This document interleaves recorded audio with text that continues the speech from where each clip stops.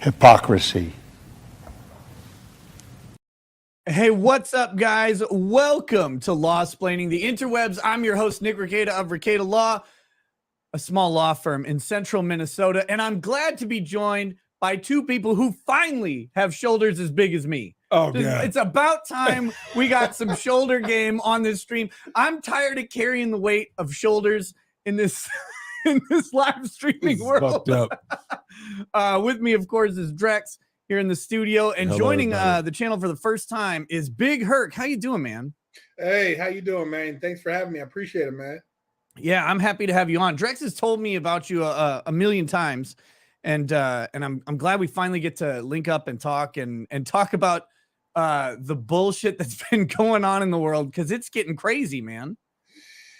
Yeah, man, it's a lot of bullshit, and we're only hearing it from one side because they don't want us to have really the free speech they claim.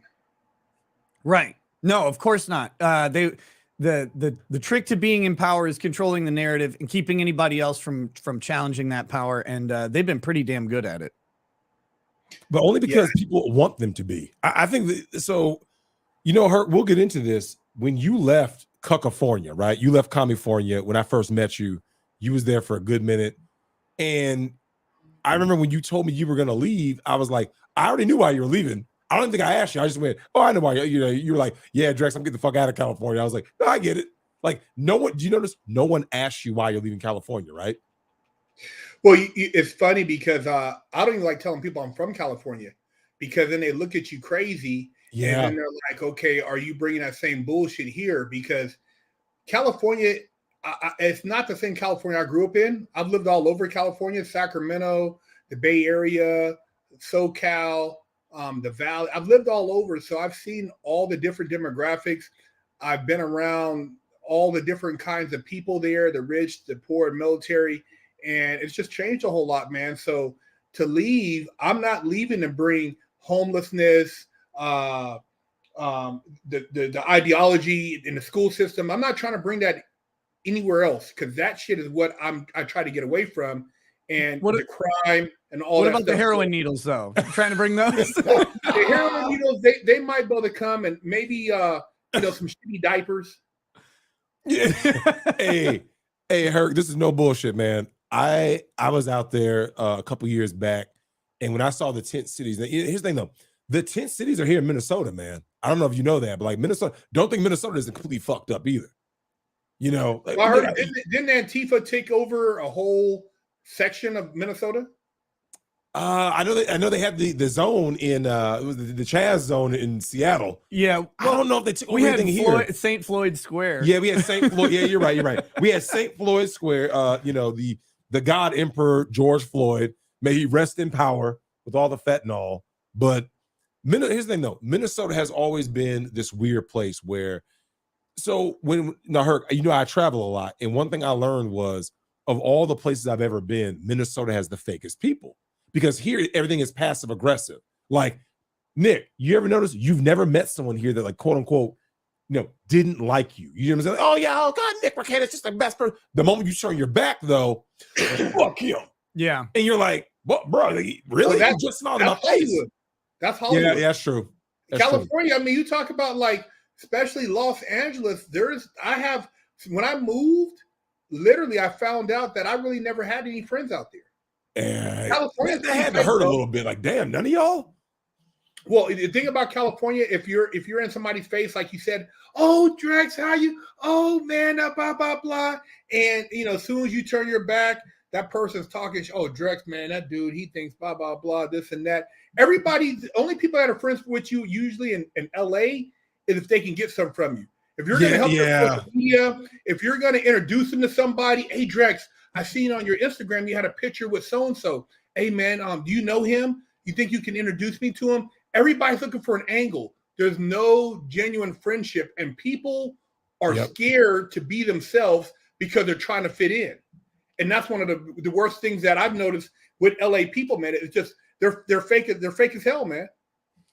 Yeah, New York has that same problem because, like, everything in New York is a hustle. Like, you know, Herc, I don't know if you've been around New York, dude, East Coast dudes in general, but New York in particular, everything is a hustle. There's like this thing. When I met Herc, I wasn't sitting there like, yo, Herc, I need to get something from you. No, it wasn't like that. It's just like, yeah, what's up? You know, everything's good. We're cool. There was never like, this is the thing. When you deal with me, there is no ulterior motive. Any motive I have, I'm going to tell you, yo, Herc, this is what it is.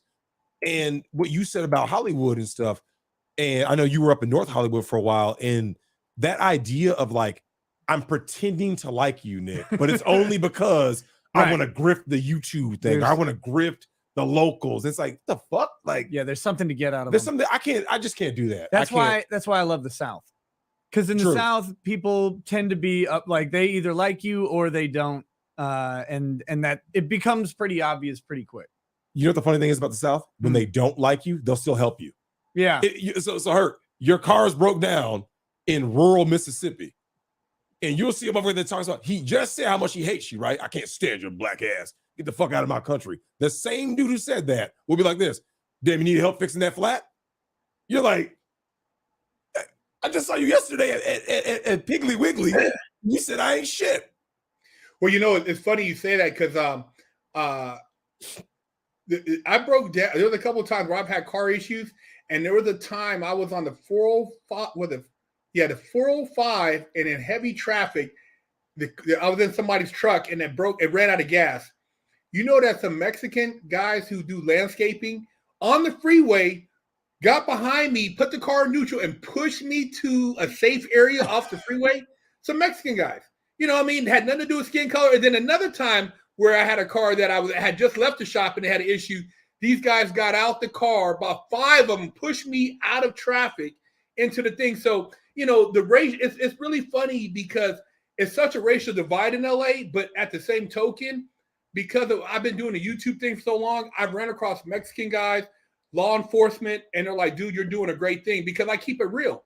I don't bullshit. I don't play the race card with I'm just this pathetic black ex-felon who can't ever do anything because of the system beat me down and because of my great-grandparents had slavery, and I don't play that shit. And people don't want to hear it from me because I'm not what they want to come out my mouth. I'm not playing the narrative that they like. If I was playing the narrative, dude, I'd be at over 1 million subscribers right now. I'd probably have a Nike contract. They always want the victim narrative. Now, you talk about the racial divide. Now, you know, I found out about, remember, I didn't even know you had a channel until like 2018. It was actually, I was looking, you know how like YouTube just gives you random suggestions, right? And this is no bullshit. I'm sitting at work, Nick, and you're looking at something. I was like this. And I went, is that Big Herc? So I didn't know you had Fresh Out. I think at this point, I don't know that you had your Big Herc 916 channel. It was just Fresh Out. And I went, is that Big Herc? So I clicked on it. And so, you know, you go down the rabbit hole, right? So I'm watching some of your videos and I was laughing because you talk about the racial divide on the inside. What do you think about that? You know, the dudes on the outside were like, how does the racial divide break down? Because like, we can be cool with each other outside, but once we get inside, break down how that goes down, the racial divide. Yeah, I have to go full Ed Norton on the inside. Well, it's a control factor, man. And that's why I said, like, when I look at what's going on the streets, I look at how they've implemented that in federal prisons and state prisons and how they play that. Because I've been in the juvenile system, I've been in the California Youth Authority system, and I've been in the federal system. So at the juvenile level, you don't really have that racial divide. It's not pushed as much because you don't have that type of influence with the different cliques. Guys are young. There is a divide, but it's not as racially motivated. Now, as you get older and you start getting around other people, and this influence comes into play with, you know, different cliques, different neighborhoods and cities, you see more of a divide. And one of the things that allowed me to navigate, which was different, was because of the way I articulated myself, the way that I knew how to talk to different people, because I grew up in a pretty diverse environment on a military base, had friends from all walks of nature, Filipino, Hawaiian, white, Hispanic. You know, I had a lot of different friends. So when I got into the feds and I'm talking to like the president of the Hells Angels, or I'm talking to a guy who's in the Vogel, or the guy who's in the Mongols, or I'm talking to the South Side, or I'm talking to a white skinhead, people would trip. Like, hey man, and it would be all black dudes. Hey man, Yep. what are you doing talking to that white guy? Hey man, don't be talking to that Mexican dude. Hey man, they felt so threatened because they were wondering like, how did I do that? Because I wasn't rolling with a clique in there. When I went to prison, I didn't come in there with homies. I didn't have nobody I knew from the street. I knew nobody. I didn't have nobody from my city, no homies, no hood. So I had to navigate from zero. And so by me talking to different people and seeing how things worked, and I know how to communicate, which I've been around black guys that never have had a conversation with a Mexican guy, never dated a white woman, never had a white friend, never had lumpia at a Filipino friend's house, never had pork at a Hawaiian friend's house. So these guys are very limited. And it's amazed me because in the feds, you have people from all over the country, and it's not as racial as a state, but it's still racial, but it's more divided by states like New York, LA, you have the Boston, and then you have Virginia, you have Florida boys, and then it gets down to demographics, but everything's so divided, but the communication, and so it's easy to control people who don't communicate. True. And once I started getting in there, I started studying law. I used to help guys with their 2255s, their post-conviction release, their habeas corpuses, their traffic tickets, their priors. They go back in the court to try to get time reduction. I used to help a lot of guys out, so I became an asset, and I used that to my advantage. So I was able to talk to a guy from Chicago, or a guy from the Bay Area, or a guy from a Paisa, because I was helping him with some immigration stuff with my other buddies, and so I was able to kind of navigate a little bit different, and I seen the landscape. So yeah, man, it's definitely, divide and conquer is a tactic. But when you realize, you start talking to people, it's not like they don't like black people or Mexican people. It's just like they don't like certain black people or certain white people or because of how it's ignorance. There's ignorance in every race. Yep. It has nothing, skin color, whatever you want to call it. It has nothing to do with a whole group of people. And as you start talking and learning, you realize that. Because at the end of the day, if these guys communicated, you could open so many doors. And I learned so much from different people because I used to communicate with all different kinds of nationalities in there. But the same thing they did in here, doing on the street, they take that mentality and they hype up something to be, super racial. People jump on it, whether it's the Floyd thing or Make America Great thing, and they use that as a running platform. And then all of a sudden, everything else you say, I don't want to hear it. As soon as they say you're racial, you're done. You're canceled. As soon as you say, oh, white guy, oh, his ancestors had my ancestors, I'm done. You know what I mean? It's like, dude, what are you talking about? So that's the thing. If we don't talk, we don't exchange ideas in a civilized manner. People used to trip out because I had manners. Excuse me. Pardon me. Nice to meet dude. They trip out because these are baby. A lot of these people never taught anything, and they've never really been educated on how to interact with other cultures. And that's the same thing. They want us to be savages out here because it's easy to control a bunch of savages. But Herc, here's the thing though. A lot of these dudes are. Nick and I were talking about this upstairs. Nick said, that story was today, right? The cartel shit. Oh, he took a permanent L. This is a couple days back. This guy, we were talking about the efficiency of cartels. Man, the epitome of deletion.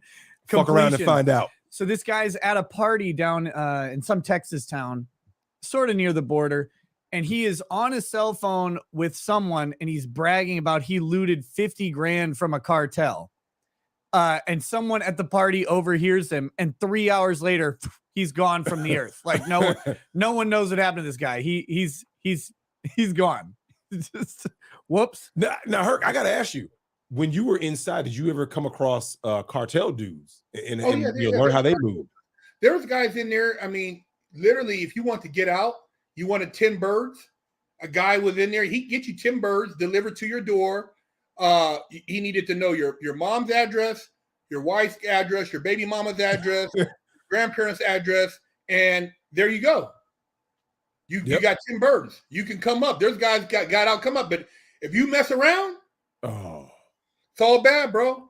It's all bad. See, business, this is the thing, man. People think this business, it's like any other business, man. You don't get in over your head, and you don't, there's rules to the game. And a lot of young people now don't realize there's rules to the game. There's consequences. A lot of what they're doing right now is they're setting people up with gateway crimes to think that it's okay to do what they're doing and there's no consequence. So if you rob Ulta, you rob Walmart, you rob Walgreens, you rob CVS, you rob Whole Foods. Now you go and you get some drugs. You buy the first time, you rob the second time. Bad business, man. There's consequences. Wait. Walk away from that shit. But that's what they're doing to these kids.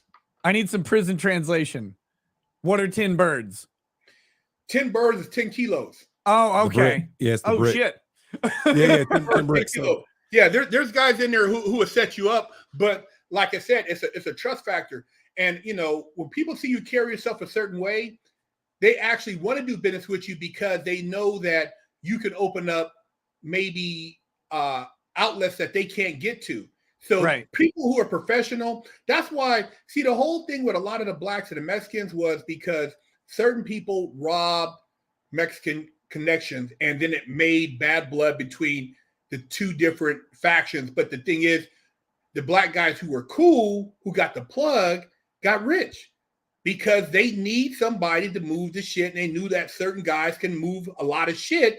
And that's how things elevate, because there would be no Big Meech or these other dudes without the connect, whether it's a guy from Mexico or some Colombian back in the day. You got to have a connect somewhere, because there's no blacks down in Mexico with the cocoa, or Colombia or, Peru. You got to have a connect. And if they have that connect, then you know how to manage it. And that's when the logic comes in. A lot of people just don't know how to do. They get a certain amount of money and they don't understand that if you think long term, whether it's politics, whether it's the streets, whether it's steel business, concrete, you could become a mega wealthy. But if you think short term, you're going to burn this contract, not pay this guy, get over on this guy. You know what I mean? And that's how a lot of these guys, a lot of these young people have no principle, so they don't understand the long game. And so the long game that's generational wealth, rather than going to buy a Gucci bag, or a quick gold chain, or a Hellcat. Yeah, you gotta really watch out for those Gucci bags. I hear if you're in Portugal and you get your ass kicked, someone steals your Gucci bag. Not good. Man, they're gonna take more than that shit. Look, now Herc, now you talking about these young guys, right? And it's something that I've noticed, which is these guys lack manners, they lack just civil decency and all that. Talk about how that the modern young dude mentality, right? Like, it's always take, and they don't know how to communicate. Explain how that happens on the inside, where these are the dudes that get their fucking wig split, right? Like when dudes come in disrespecting people, they disrespect a shot caller or whatever, right? Well, I think the 80s crack era took away a lot of the and a lot of the gang arrests took away a lot of the guys who were kind of mentoring, even though it might not have been the best mentorship. So when these guys are sitting in prison and you got a guy in there in his 50s and he's an OG, and a new guy shows up and he's from a particular hood, there's certain things he's got to follow, and certain things that, there's a structure. And more in the Mexican community, they got structure. Youngsters ain't coming there with that bullshit. You get out of pocket, them they're going to pack you out. The Mexicans don't play, bro. Their thing is structured. Norteños, the Serene, their shit is not. If you were on the street, if you're a hot boy, you were telling. If you were out there just running around, dude, them dudes will pack you out. They don't play. Blacks, their stuff is not as tight. And you got some youngsters. You got some stuff in there that's how it's supposed to be. And those guys are pretty much in the shadows. But a lot of these youngsters, because they were on pills, they were on drugs on the street, they weren't really on point. Those are the ones who are going to have problems. Those are the ones who come in there and, maybe they get into a drug debt. Maybe they steal something they're not supposed to. Those are things that get your wig split. Owing somebody for drugs, borrowing money on the gambling table, not paying it back, stealing. Jailhouse thief, you get no pass.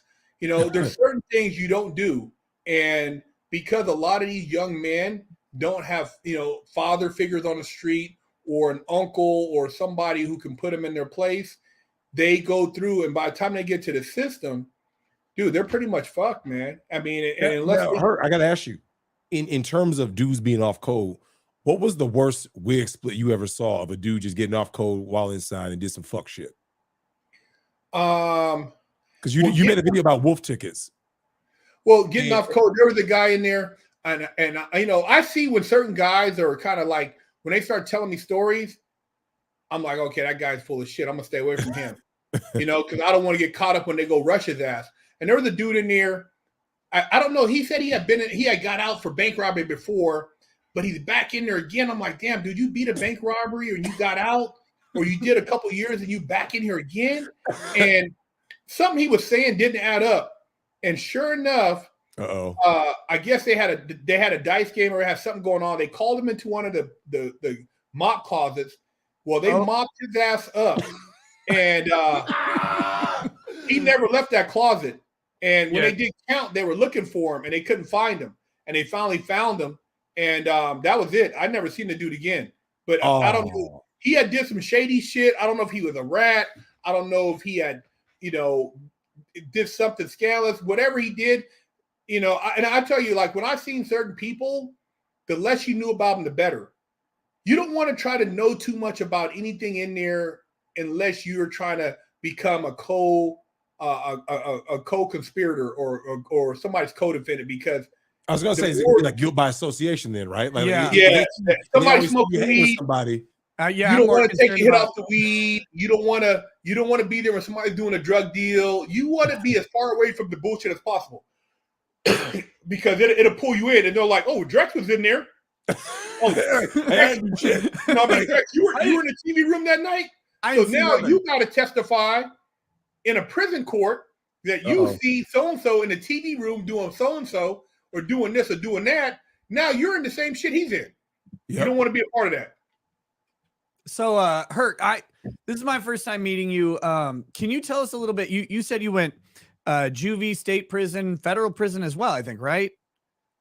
Yeah. Juvie, man. I mean, can you give us a little background on I don't know how personal you get on this stuff, but like on why you went inside, how long you were in there,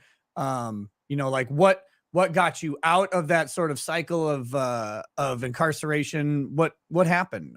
Give us a little bit of Big Herc. Okay. Well, my whole story is on my channel too, and I did a whole documentary on Vice. Did a documentary about me, but basically, man, I was a pretty much straight A student. Never got in any trouble up until probably 15 years old. Used to skateboard, BMX. The kid who was always into schoolwork and stuff like drawing, just very outgoing.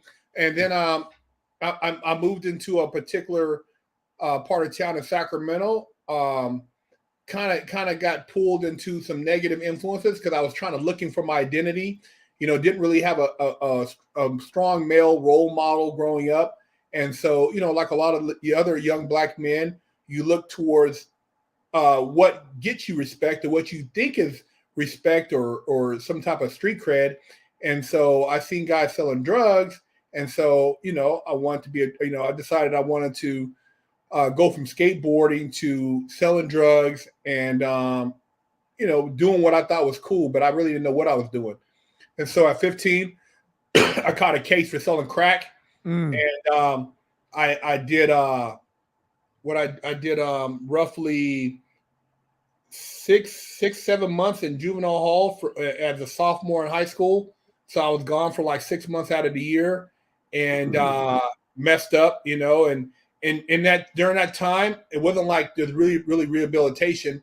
Juvenile hall, boys ranch. It was more like gangbangers. Back then in the 80s, there's a lot of gang banging.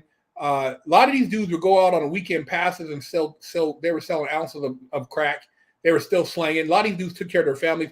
My mom was like, dude, it was so embarrassing for her because nobody in my family had ever really been in trouble like that. And so, right.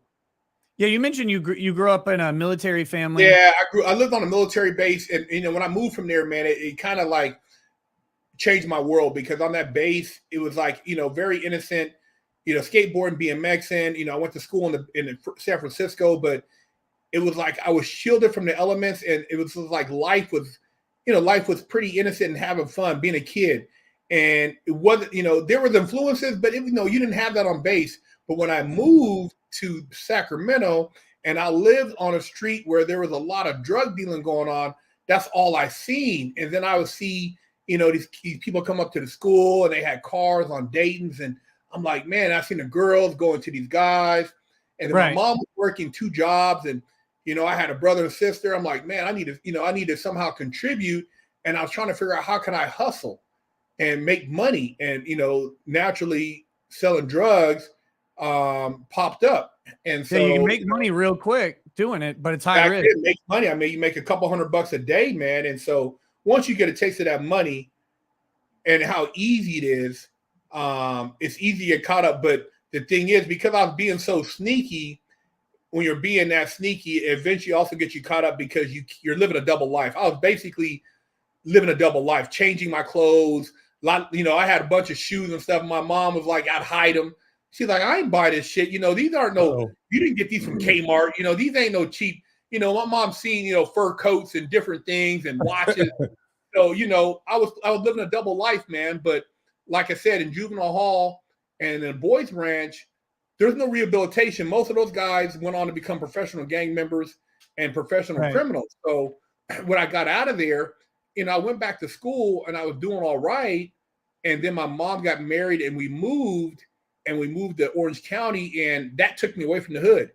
And moving to Orange County, Huntington Beach, which is like night and day from where I was living at in Sacramento and Highlands, I seen a whole nother side. I'd never seen kids that had wine cellars at their house, that had boats in their backyards, that, Porsche Speedster and, Jaguars and Mercedes. I'd never seen a Mercedes in the hood, maybe one, or, but I seen a whole nother side. But I felt like I didn't fit into that.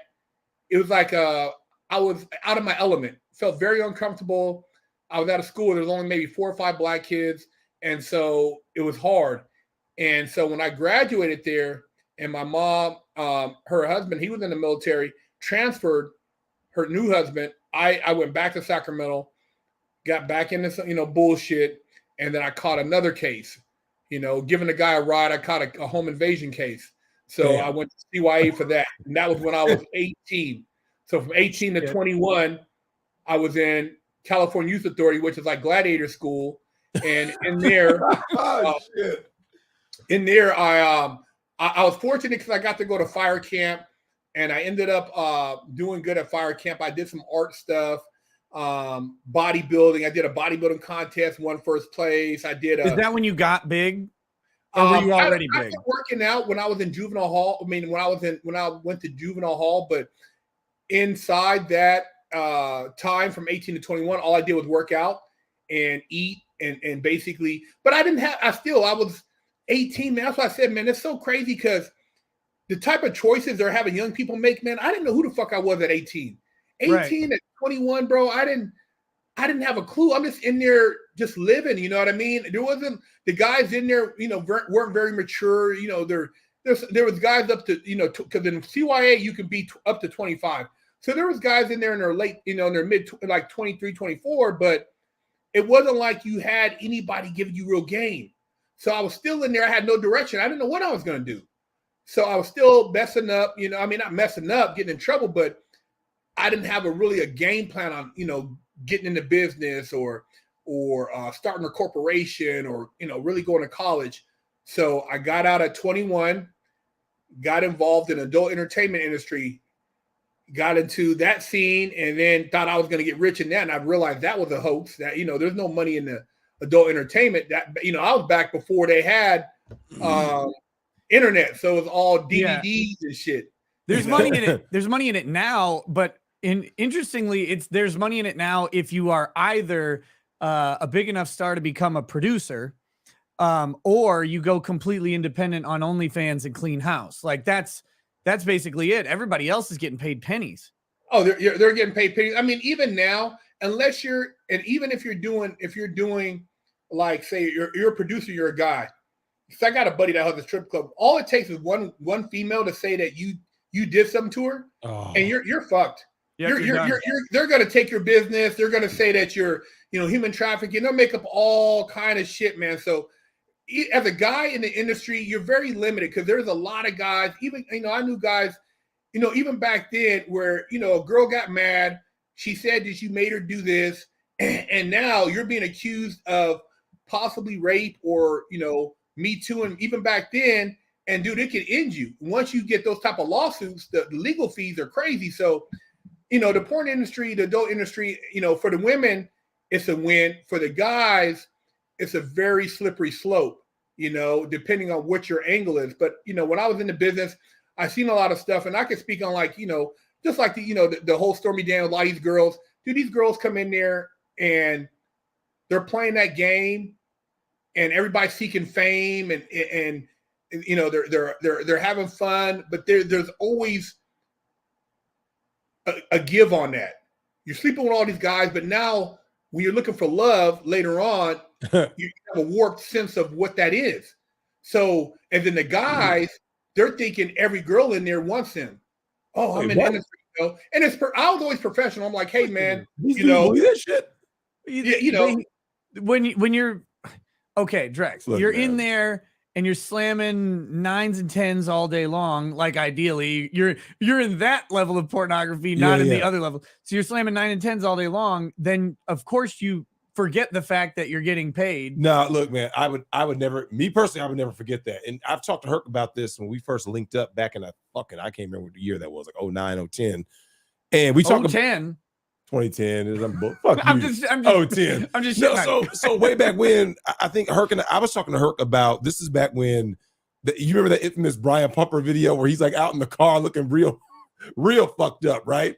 And he had like all the fake jewelry on. So I started asking Herc, like, Herc, I've seen too many interviews, right? And you start hearing this from the women's side and from the men's side. They were like, a lot of these dudes were fucking funny. They were weirdos. A lot of these dudes were down low. They're weird dudes. So you have to be a weird dude. Look, like at some level, you got to be, because you're willing to be on camera doing stuff, right? Like you got to be weird. And I'm not talking about porn in general. I'm talking about like even us. We are on camera, like talking to the world. You got to be a little bit fucking weird. In the porn industry, let me tell you, like, see, I was a gangster, and I used to fuck women on the street. I had game. Most of these dudes in the porn industry, if it wasn't for porn, they would not be fucking. That's one of my points. That's why I said they're weirdos. Yeah. Like, look, so Herc, anybody who's ever like seen Brian Pumper, right? Like this fucker's weird. You see what I'm saying? Yeah. Shawn Michaels, like, bro, you're weird. Like, I'm like, yeah, he's doing trades now. If a lot of these dudes were not in this industry, like, look, here's the thing. I remember seeing a video of Rico. How many male porn stars can you name? Well, yeah, there's only like 8 of them. Oh, walking back. There's like, look, hey, Herc, this is what kills me. Let me get out my list. This is what kills me. Because I only watch interracial porn, right? In the interracial porn game, this. There's like 6 dudes. They cycle out the chicks. So like you eventually you're like, oh yeah, that's Rico Strong, that's Wesley Pipes, that's Lexington Steele. Like this is damn disgraceful, right? You see them they're in every video. Like you can't miss. It's the same dudes.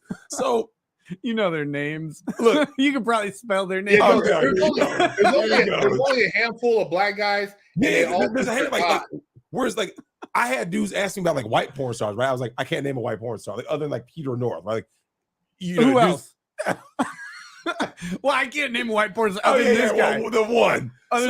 Maybe this guy. Well, probably this guy too. And everyone knows who Ron Jeremy is, right? Like, you hear these names, but like, yeah. And even that, this kind of goes to your point though, Herc. The Ron Jeremy situation, right? We heard that. We're like, now Ron Jeremy looks like a weird dude in general, but like you start hearing these cases, and like what happened with Rico Strong, her name was like Raven something, whatever her name was. She Me Too'd him, and TFM made a video years ago saying the next industry that's gonna get hit. This is when Me Too like kind of first got big, right? He said it's gonna hit the porn industry. At the time, I was like, how can you Me Too a dude when there's a whole camera crew? You got people everywhere. And Herc, I'll be damned. These bitches started Me Tooing the dudes. Like, Big Herc did this to me. You're like, bitch, please. I ain't do shit. Well, that's why you got to have everything. Everything is being filmed, and you always say, "Hey, are you all right? Are you all right?" But I've never see. They got to a point now where some of these girls are doing like these crazy throat videos and it's all this gagging and stuff. And they're like, you're like, God, this is just crazy. And they're doing it though. They're sitting there and they're getting $1. And you know who was doing that before? And these women were saying, they weren't saying nothing, but they were still going to him with Max Hardcore. He used to punish those broads. Who? Max Hardcore. The white dude. I kind of vaguely remember that name. Yeah, of course. Yeah. Was he in Europe? No, yeah, Max Hardcore. He went to Europe, but he did time. Yeah, I can't remember that. Yeah. Time, but he was a little perverted dude. He used to wear a hat, and he was That was weird. Okay, that was weird. Now you're taking it way back to Oh the my 90s. god! Hey, look, Herc. No, I was saying I'm a porn connoisseur. Oh my god! I'm a connoisseur. I can't. What a disaster! I'm a connoisseur. So, and this is the thing. Yeah, there's a lot of there is, not to cut you off, but there's a lot of weird guys. But see, because I never did drugs, bro, I never really got down like that. So I would see shit, and I was kind of like on the outside. So they'd be like, "Oh, Herc's one of those other dudes. He's kind of, he's weird, blah blah blah." Because I didn't sit there and smoke weed with him. I didn't hang out with Julian or kiss Shawn Michaels' ass or try to be buddy with Ron Jeremy or these dudes. I didn't go to these parties and try to, I wasn't one of those type of dudes where the girls in the room getting dressed and I'm coming in there trying to get me a little extra off the scene. I'm not that type of dude, bro. I go home. The scene's over, I'm done. And like you said, a lot of these guys, they make assumptions because it is the industry. And to me, if it's not a consent, then hey, man, it's not a consent. But they do implied. And, so it's the same thing in Hollywood. They kind of blend it. And these women are in the industry and they're around these dudes. And yeah, there's a lot of weird motherfuckers, bro. I didn't even fuck with them. Okay, so getting back to the story, you got out after the state prison, the young, I can't remember what you called it. You got gladiator camp.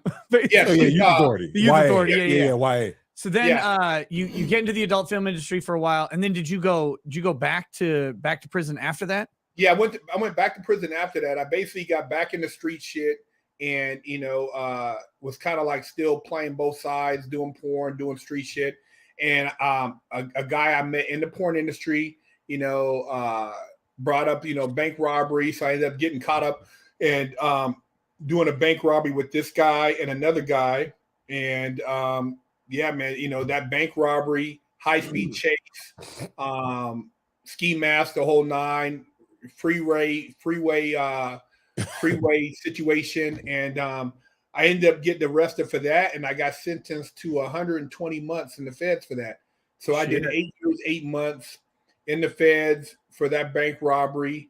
And I'm the only person still alive from that robbery. Both of my co-defendants are dead. Damn. One of them got lupus when he got out. He got out maybe 2 years after he got out, 3 years, he got lupus, died. The other guy, he went crazy in prison. He stopped showering. He lost his mind, bro. He couldn't, it just fucked him up. He felt so bad because his guilt and just the fact that he was in prison and he was before he got locked up, this guy wanted to be like an actor, man. He was a pretty sharp dude, but he went crazy in prison and ended up doing like 17 years or 15 years. Anyways, when he got out, he was living on Skid Row and he got shot by LAPD, man. He got shot like 5 times by LAPD. Homeless. Yeah. Damn. Now I got to ask you this though. When you got out, this is one of the things I love about your channel is that a lot of dudes, and this is not just about prison, a lot of dudes, and this, Herc, you're out there like I am, and you see these guys, they got their shoulders slumped, you know what I'm saying? Their head is down. They don't understand, like, you can always rebuild yourself. You know what I'm saying? What advice would you give to those guys out there like, well, Herc, I'm this, I'm that, or I fucked up in life. How do I rebuild myself? Because like you went ahead and rather than that defining you, like, oh yeah, you served nearly a dime in the Fed. That means it's over. No, you built yourself up after that. What advice would you give dudes out there? Well, it's a mental program, just like the people out here who are defeated, who never been in prison, who walk around doom and gloom. World is ending. We're not gonna, it's the end of the world. Oh my God, I can't ever get out of this situation. It's a program, man. So when you go to prison, it's just a more amplified program because literally you're starting from zero, unless hopefully you have some type of money that you invested that you're getting out to, and you can, make that money kind of help you get on your feet. for myself, my whole goal was I got to change my life. When I got arrested and they put the handcuffs on me and I'm laying there, I'm looking at the ocean when I got arrested on the beach in Ventura and the cops are laughing. I'm like, damn, bro, this is it. I got to make it. I got to do something. How did I make the choice to get out of bed to go rob a bank when I could have still been in bed chilling at my spot in, by Beverly Hills? I mean, why did I do that? I didn't need the bank money. I wasn't like I was a drug addict. Why did I make this choice? And that haunted me. So I had to go and figure out what were the things that led to me making the choice to rob the bank. It wasn't the bank robbery that got me in prison. It was all the other choices I made leading up to the bank robbery. So it's like I tell you, there's those gateway crimes, getting away with this, doing that, not getting in trouble for this.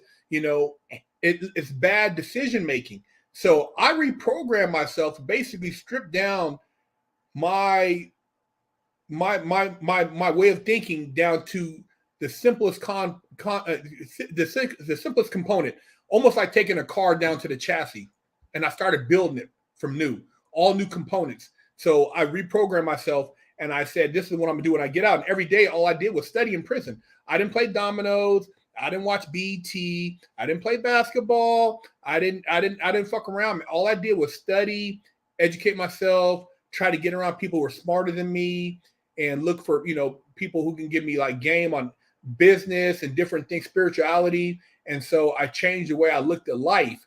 And I kept that mentality throughout my prison term.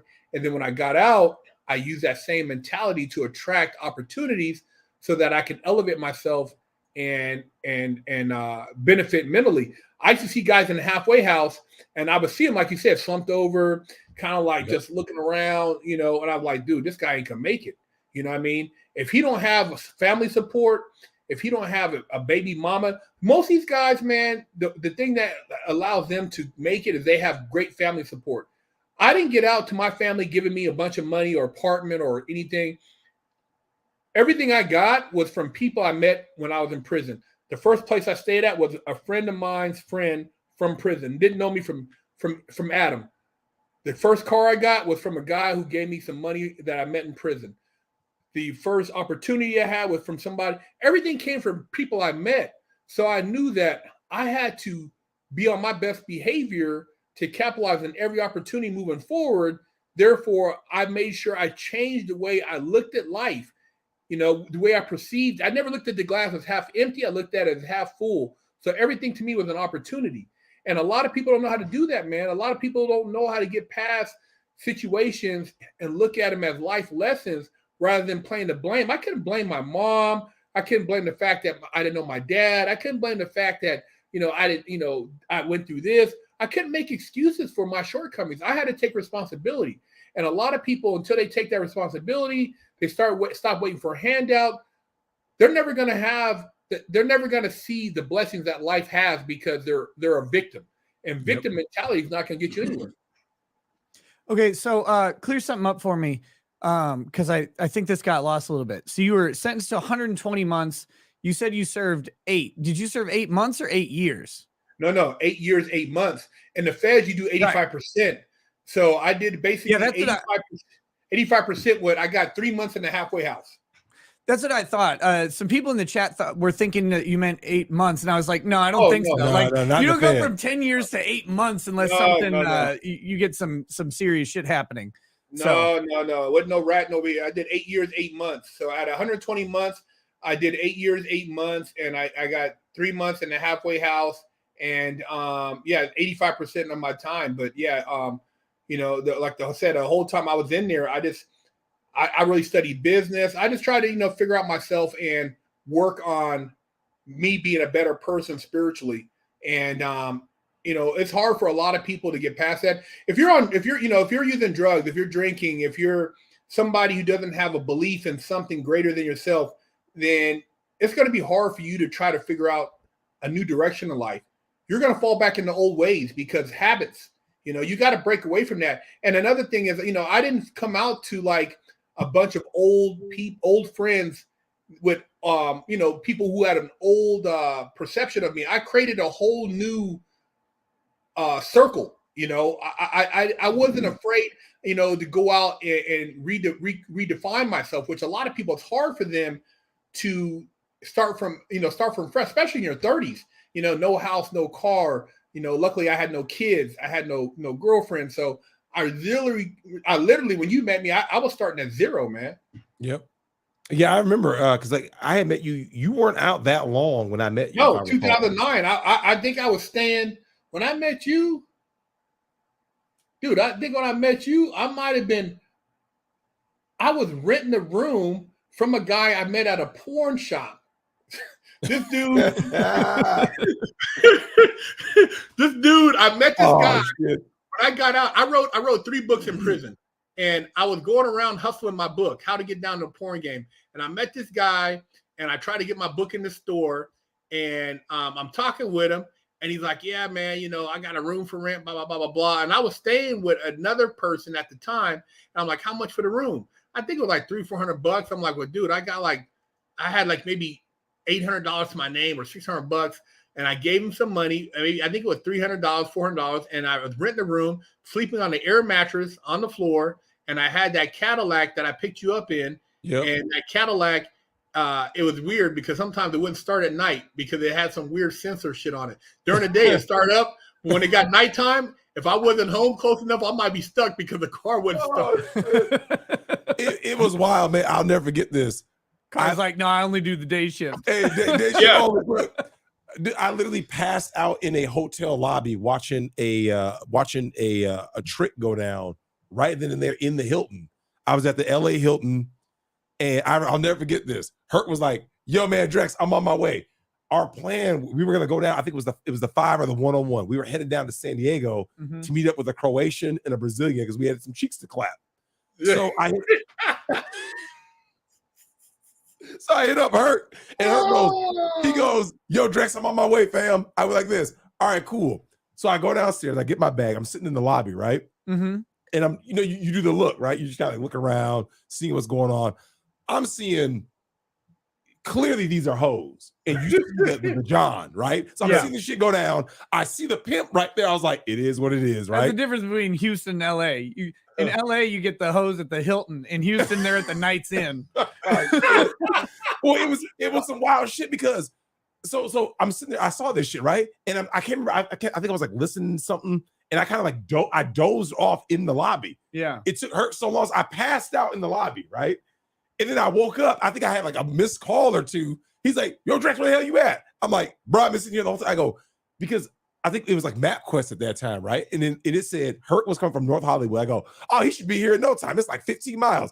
It took him 2 hours and 40 minutes. I go, "Bro, where the fuck you been?" He goes, LA traffic, man. Yeah.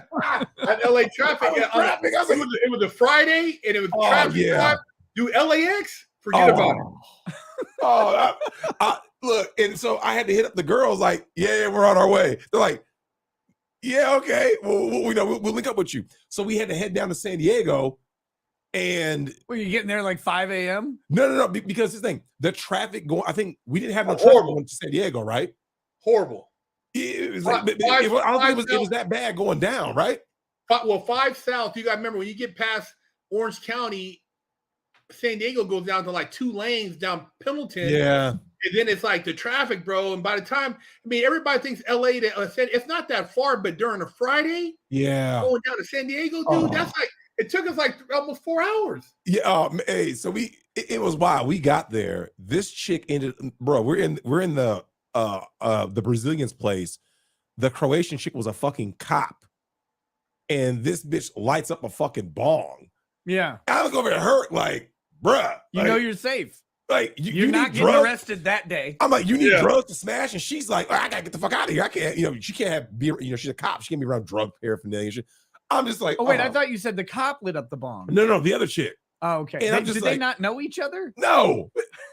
Look, Herc, they don't understand. Yeah. when you're out here busting cheeks, you don't need to know all these details, right? You're like this.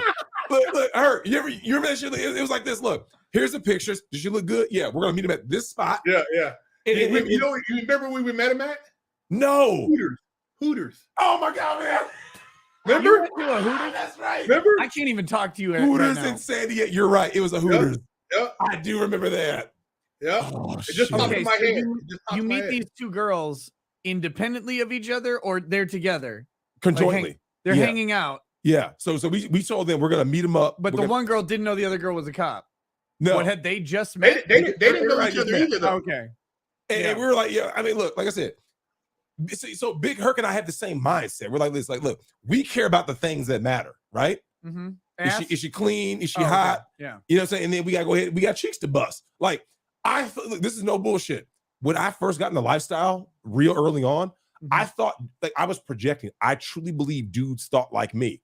And then what happens, Herc? You get in the lifestyle, dudes run more fuck shit than in high school. I'm like, wait a minute. You would rather be on fuck shit than clapping these cheeks right here, right? Fuck shit, drugs, you're saying. Name it. Okay.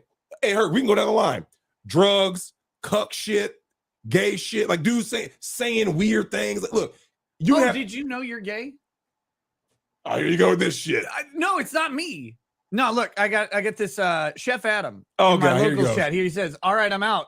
But tell Drex I'm making him an honorary gay since I kicked someone out earlier, so he can use that to get as much pussy as he wants. So now you're gay. Oh, so now I'm I just gay, wanted huh? to let you know. No, but I talked to Herc about this because when you're a buff black dude, there's always like especially out there in, like you said, Herc, in SoCal, it always became some weird cuck shit. I just want a big black cock to come over and fuck my wife. It's like, nah, I'm good, fam. These guys were saying weird shit.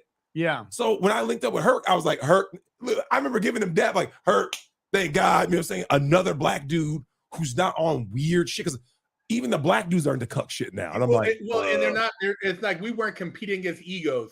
You know, there's no ego. They see another black guy, oh man, like they want to be the only black guy in existence. Like there could be no other black guys like Shawn Michaels on the set, only me, you know what I mean? Like, dude, look, there's enough going around. There's enough. You'd be amazed. There's enough. There's enough of what? You're so stupid. Look, this is the craziest shit though, is that like you would think it would be normal for dudes to be like this. Yeah, I'm gonna link up with some bros and we got all these chicks here to go ahead and bust these cheeks. You would think that would be normal. I don't know if that's normal. Like, let me just pause you for a moment. Yep. Like normative behavior would be like, hey, I met this girl. I'm going to go clap cheeks, right? You're like, I'm just going to get together with my man friends and go smash a whole group of chicks. Because it makes it easier. It makes it it easier. But that's not, I don't know that that's normal is what I'm saying. Like, I'm not. Look, you mean to tell me, Nick, back in the day, I mean, dude, we used to have crews. Yep. It was my crew in school, the seniors, everybody had crews. They was everybody trying to accumulate numbers. So we would have like, hey man, so-and-so's having her parents are out of town. No, white people don't have the pack tactics feet. Hey, we gotta run solo. We used to put in work like that. I mean, and you know, it's for me, like I said, I was always the type of dude where ego never played a factor, and I was always a humble person. But like he said, there's a lot of weird dudes, and a lot of these guys are on some other time. It's like, dude, are you here to clap cheeks, or were you here to watch me clap cheeks? I can't even look at you right now. I'm getting flashbacks, Herc. I can't look at you right now, dog. Look, hey, Eric, I told Nick, I was on when I first got on Nick's show, and I started talking about some of these stories. I said, dude, I got away from even dealing with couples, in particular white couples, in 2008 because they got too weird. Like you said, you thought you was there to go do one job, and you're like, okay, I'm here for the job. And the dude would be like sitting there like looking, like he was too attentive, right?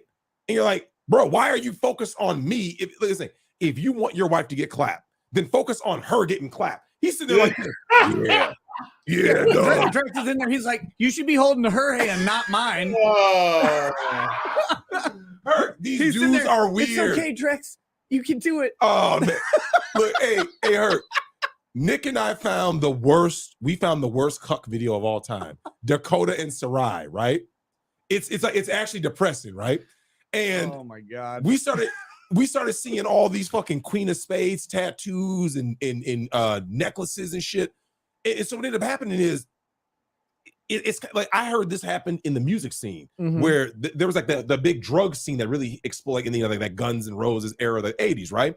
And people said it was fun until it wasn't, right? Because Herc, you're married now. And you remember when like the lifestyle, when you first kind of enter in, you're like, oh, this is fun, this is new, this is exciting.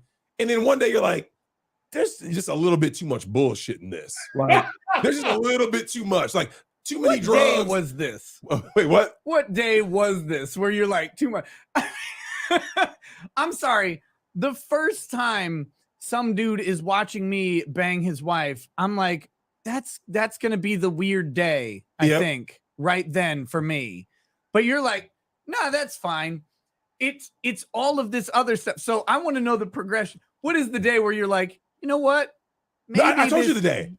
It hurt. Is when the dude brought you like Gatorade and a roll of salami or whatever? No. Hey, you know what's crazy? What's crazy about that whole scene? I mean, I wouldn't say it was a day, but you if you find somebody and it's kind of like you feel you have more of a connection, but literally, you have people where I've seen it where they'll move a dude into the spare bedroom. He's up in there. The dude is really, he's a beta boy, and he's cool with the fact that at least he can still coexist in the same household. Can I listen through the door? Yeah, literally. I've seen situations where they told him to go out. Yeah, you're right. Oh my God, Herc, that was part of their story, man. He's sitting there with his wife, his hideous wife, and he's like, yeah, and I can like listen through the door and stuff. Like I told you the day that I was like, yeah, okay, I guess I'm good now. I had hosted so there was a couple from Kansas City, and he was like, yo, I want to watch my wife get gangbanged. So I just put in you type in the you show her pictures, and you send in like the group text. You just click send. And then the team responds, right? So I had a crew on deck. The team. We met up at TGI Friday, right?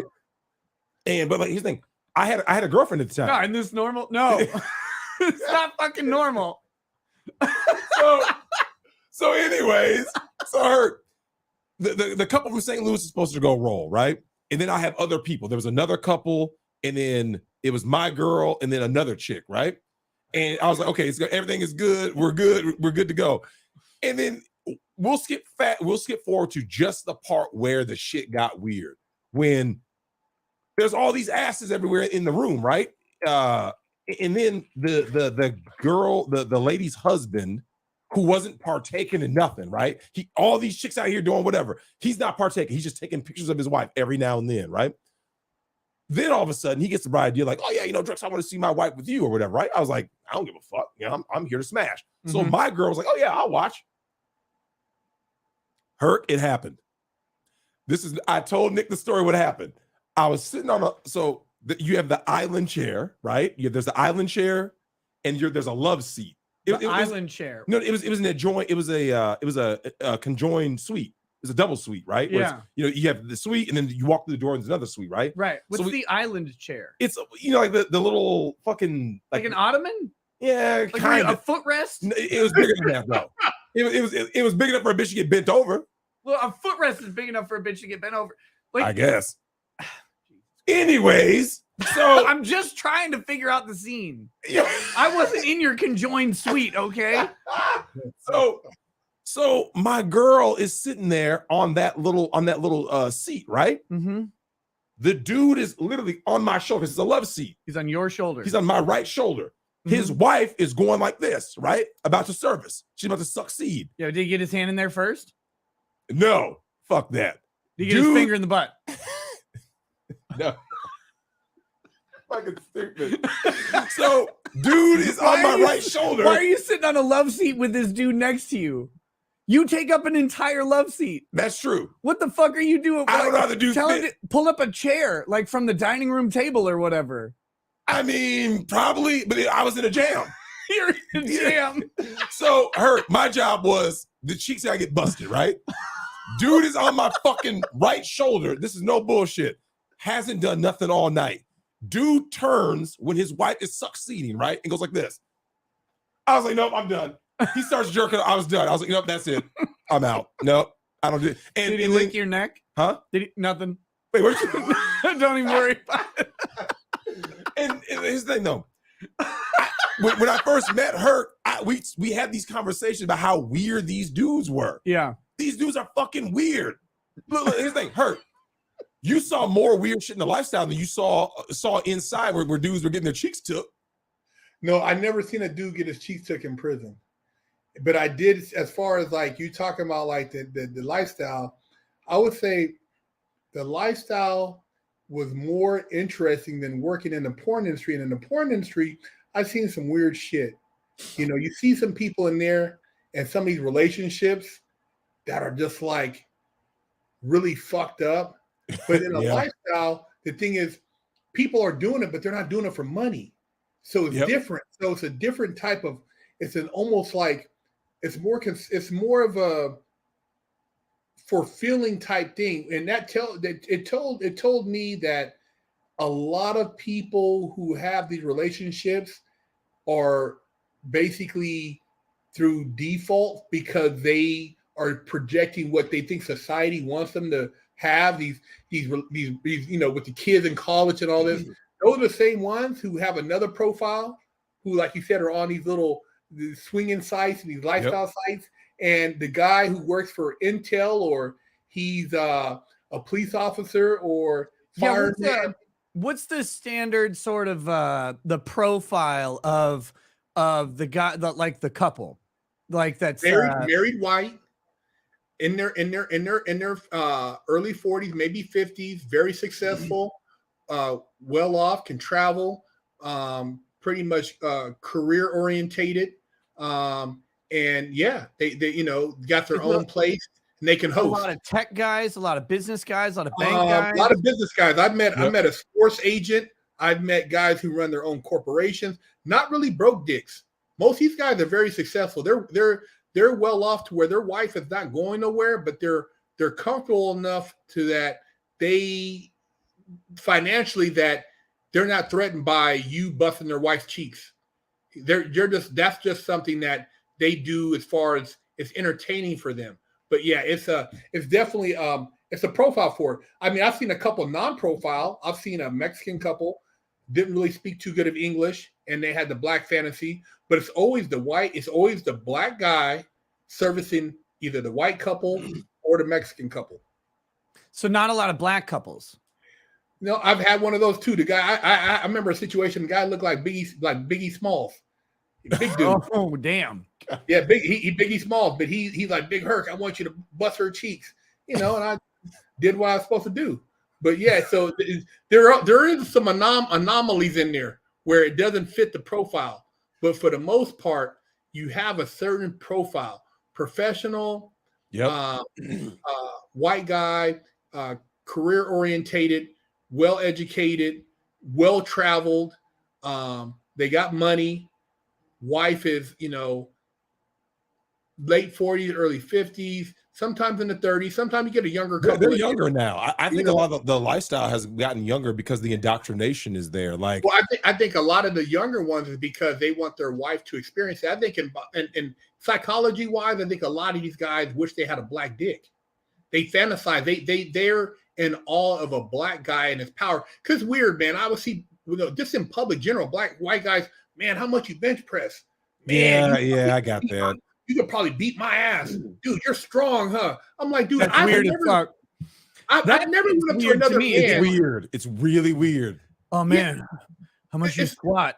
Yeah, back up. No, but hey, Herc, let me ask you this: have you gotten those questions more being out like in liberal cities, like, you know, you said L.A., Orange County, you know, especially if you go up like San Francisco area, you start getting those questions by like the soft tech beta dude. Yeah, they always talk about your strength, right? Like, you know, they give you the compliments that a woman would give you. You see what I'm saying? Like, it was weird because you're kind of like, bro, like, what fucking kind of compliment is that, dude? Like, yeah, I've never wanted to see another man's abs. I've never cared about how much you could curl. Yeah. I've never asked another guy like, hey man, you know, you look like you could fight, dude. You know, I've never asked those questions. So it's definitely a certain profile, and it's a certain. And you know what? This is another thing too, though. A lion in the jungle, there could be a bunch of animals at a watering hole. What happens when a lion comes up? Yep. They scatter. And this is the thing about the human species. Everybody thinks because they're a man, they got a dick and balls, or you got an ass, like we're all the same. No, if you had a spectre ray, like some type of ray gun, and you can shoot it on somebody and see what kind of animal they are, you would know. Some people are wolves, some people are silverbacks, some people are lions, some people are giraffes, some people are there's all different kinds. So the makeup, you might have a big dude, but you put that ray gun on him, he's a chihuahua. Yep. I've seen them, big ass dudes in Hollywood, big gay dude, big beard. He talks, hey guy, how you doing? Oh no. Herc, I gotta ask you this though. I actually had this conversation. I was in my Discord live chat, and I told them I believe it's a genetic deficiency. I truly believe there is a cuck gene, because and here's my theory. If you think about the kinds of guys who have like this low self-esteem that allow certain shit, right? Like look, even hey Herc, you remember that old saying? It's not the size of the dog in the fight, it's the size of the fight in the dog, right? There are dudes getting their cheeks busted in prison. Do you know why? It's not because they're not big enough or strong enough. It's like they're the kind of dude that's like, well, I guess, because they don't have that pride. Like, I'm willing to die for my cheeks. You see what I'm saying? Whereas these other dudes are not. But you see what I'm saying? Like there's dudes that either like, well, I'm willing to die for these cheeks. But Herc, you know what I'm saying, right? There's dudes out there that go like this. Felice Johnson said if I don't do this, then he's gonna take my cheeks. So I'm just gonna get took. Well, bro, that's a you problem. Like, yeah, there has to be something in you that says, remember, once again, this has nothing to do with your size. Right. If you have a mentality that says, if someone threatens physical harm on me, regardless of their size, I'm willing to degrade myself and get bent over, or you become a punk and get on your fucking knees and start going gawk, gawk, gawk. That's a you problem. Yeah, you gotta die, man. That's on you. You see what I'm That's saying? like Spoonie Love, right? Yeah. Like, I don't want to get raped. And if I do, I don't want to get raped twice. This shit's wild though. But Herc, you've seen it. You've been inside. You saw dudes who, like you said, big dudes. But I'm sure you heard stories, right? Like in your Wolf Tickets video, you talk about dudes who come there barking hard. Right? I'll be doing this. I was putting in work, and everybody's like, okay, we're gonna.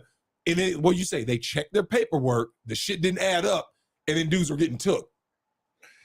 Well, you know.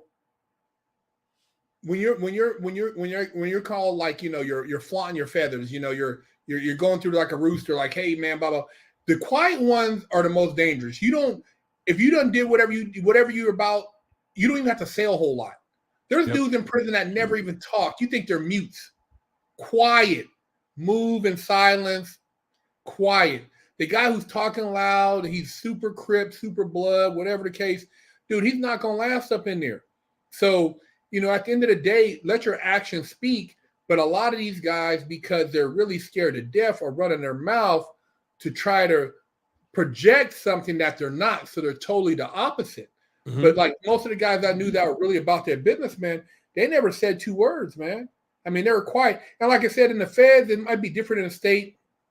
There's more of that, rape stuff. I mean, there's three things that'll get you fucked up in prison.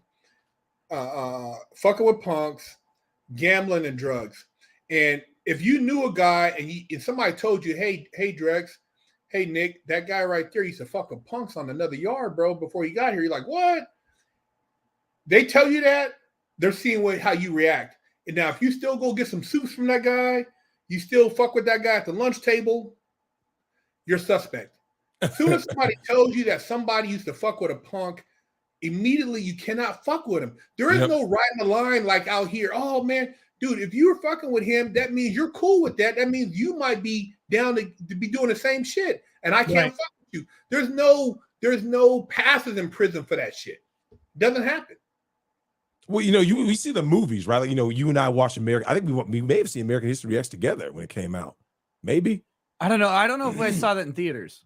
No, I'm saying, because I think it was on video. I think we saw it on video. Yeah, I think so. And there's these images in movies, right? Where, whether it be Shawshank Redemption, American History X, where like you'll see dudes like in that movie, he was an Aryan Brotherhood dude, right? So you have an AB dude taking Edward Norton's cheeks, but he's still sitting there talking with the dudes the next day, right? Like he, you know, the big dude who went ahead and took Edward Norton, right?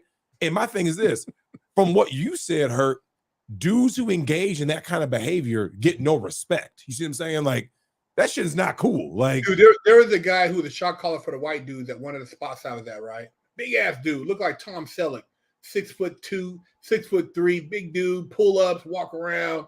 You know, a native came to the yard. This Native American guy, right?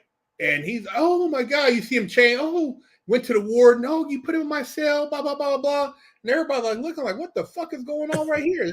Big Mike is like, you know, what's up? You know, Big Mike had a single cell. Now he got that. And if somebody said, "Oh, that's Big Mike," he's gonna colonize that ass. Oh no! Oh no! Oh so no! what happened was, out of respect, and like a lot of dudes don't want to roll Big Mike up. Big Mike stepped down from leadership position because you can't have a known punk running the car. Yep. So he no longer could hang out with the white dudes. He wasn't working out with them, wasn't doing everything. It was him and his punk now. So that's how it goes. But you're not going to be, I don't care if you're the hardest shot caller. If you fucking with a punk and the homies find out, bro, that's not acceptable. Not in prison. Now we got to talk about this. We were talking about this off camera about the Dalai Lama. And there's people who follow Catholic priests, and the Dalai Lama talking about some suck my tongue and all that weirdo behavior. Should we play that video? Because Herb. Yeah, play the video. I'll start pulling it up. When I saw the, I don't even want to watch it. I seen what he was doing, man. And to me, that's that type of shit, bro. See, when people say this is he was just playing. Look, man, if you went to an elementary school when I was and did that to a kid, the dad would come and beat the shit out of you. Yeah, that's not no playing shit, man. That's not a joke. That's what should have happened to the Dalai Lama. Well, see, this is the thing, though. See, they're trying to normalize this behavior because it's the Dalai Lama, or it's okay for this guy to rub on this girl because he's depressed. Dude, there's no passes. Some of this shit is pedophilia, and it's not normal. And now what they're trying to call it is what they got a term now on TEDx. They try to say younger. Man, you can't. I don't give a damn what your interest is. If you're messing with kids, you got an issue because whose kid are you going to mess with? You need to go. Tell me right now, you name a father who would be cool with somebody said they had a disorder called younger attraction. You tell me you let your daughter or your son, if you let a grown man touch your son because he said he had a younger attraction. Yeah, we have a solution for that. Right here. Yep. Exactly. we got to do the last. Solve these problems. No, you know, though, the amount of people who think this shit is in any way acceptable, like, you know, and it kind of goes with what Herc is saying. It's usually based on a position of power, right? Okay, it's okay that Biden was sniffing this person's hair or face, or it's okay that these people went to the island. It's no. Herc, I got a daughter, right? And I always told people, I was like, you know, I told my daughter, we know all this gender shit they're pushing in these schools. I let her know if they ever come at you with, like, you know, this weirdo 50-something genders and all this maps and furries and shit, just come tell me. Because I've gone to parent-teacher conferences. I've told them, I said, they look at my face and they know, like, yeah, that shit ain't gonna work. Nick, these people know what a cuck looks like. Like, they can look at the person's eyes and go, oh, this dad won't do nothing. Yeah. Like, you ever seen the drag queen story hour, Herc? Let me tell you this, man. What man lets his wife take the kid to another man with dick and balls, hanging from a rope, doing the splits? And I did a video. Somebody said, Big Herc, the kids need to understand them. The kids don't need to understand a girl stripping. I wouldn't take my kid to a porn set to talk to a porn girl to see why would you have a man with dick and balls in front of your child and you're clapping? Yep. What is that, man? Fuck that. It's something else. And again, the push for like normalization of this shit is insane. So the Dalai Lama, I'm going to play the video clip real quick in just a second. But the reason I want to play it is because of how the story was reported. All right. So I read the article and I'm like, what the fuck? The Dalai Lama, apologizes after viral video shows him asking kid to suck his tongue. Oh man. And I'm like, well, that's weird that he asked the kid to suck his tongue. And that's how they describe it. And then in the article, it lays it out like the chain of events. And it's like, first, he has the boy give him a kiss on the cheek. Then he's like, points to his lips and he pulls the kid in by the chin. He kisses the kid on the lips. I'm like, okay, this is getting fucking weird. And then he does the tongue thing and he points and he sticks out his tongue and he pulls the kid in and the kid actually does it. And that was like, wait, you didn't say that in the article. No. You didn't say that that he actually has the kid suck his fucking tongue. That's weird. Like all the other shit's weird too, but they, oh my God, here, real quick. This is just the tongue clip. Happened at an event in They're not northern going to India. play it. These motherfuckers, fucking CNN covering up for the goddamn Dalai Lama. Hold on, let me find the other one. Well, let me tell you something though, man. If you did that on camera, what does that tell me what you're doing in private? Exactly. Yeah. I've always said that. Exactly. You're that comfortable? You're that comfortable now see, this is the thing about people, like you said, a cuck. A cuck cannot hide it. Eventually it comes out. Yeah. So these people who have these fetishes, eventually they got to let it out because it's in them. Here we go. Apologized on Monday Unmute after this footage bitch. showed him asking. Shut up. Oh, are you not going to Okay, here we go. So everybody's sitting there watching, and they're all watching. He's like, okay, nuzzle the kid's head. All right. Okay, show it. What the fuck? No, they'll get back to it in just a second. All right, here we go. Fuck this dude, man. That's what he wanted the kid to do. Okay, so there's the kid. He's getting ready to leave. So it looks like a handshake. Yeah. So he Hug. So he braces him. Look, I'm okay with a hug. Why is he like doing the weird touching You thing? see the kid pull back? Yeah, the kid's pulling back because it's Kid's like, unnatural. I'm ready to leave now. This is getting weird. Are they not going to show?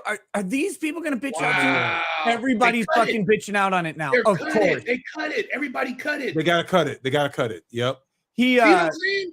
They're protecting these people, man. See, what's going on right now? It's like literally, dude, we're living in an Orwellian world. They're the shit that they've been hiding for so long. They can't help it now. They're just doing it in public. These are people, everybody, these religious people, these politics, man. I'm telling you, man, this shit is disgusting, bro. It's disgusting. Even the video clip that I saw where he sticks the tongue out and he pulls the kid he pulls the kid in, the kid goes for it. They have his tongue blurred. They're trying to cover for this motherfucker. And it's like, no cover, no apology. Like there is no apology. There's nothing. Fuck this guy. But he's the Dalai Lama. Yep. He gets to speak on every fucking issue he wants. He gets the royal treatment in every country he goes, and all because of some weird ass belief that he's some reincarnation of, I guess, 5 million pedos before him. It's fucking Well, they always give certain people a pass. Like, I mean, so Herc, you know what kills me? When the whole Epstein thing first broke, right? And there was people that, for whatever reason, they were like shocked at who was, allegedly on that list, right? There was actually a place that doxed the names of some of these people, and people were like, "Oh my God, that actor or that politician?" Yeah. Oh, this one shows it. This one, here we go. All right, hey, Herc, we found it. Thank you to Locals for pulling this up. Holy fuck. The only place you can find this shit is on Twitter, and look, in some other goddamn language, because the US and the UK are cucked on this shit. So here he kisses the kid. Pull back. The kid pull back.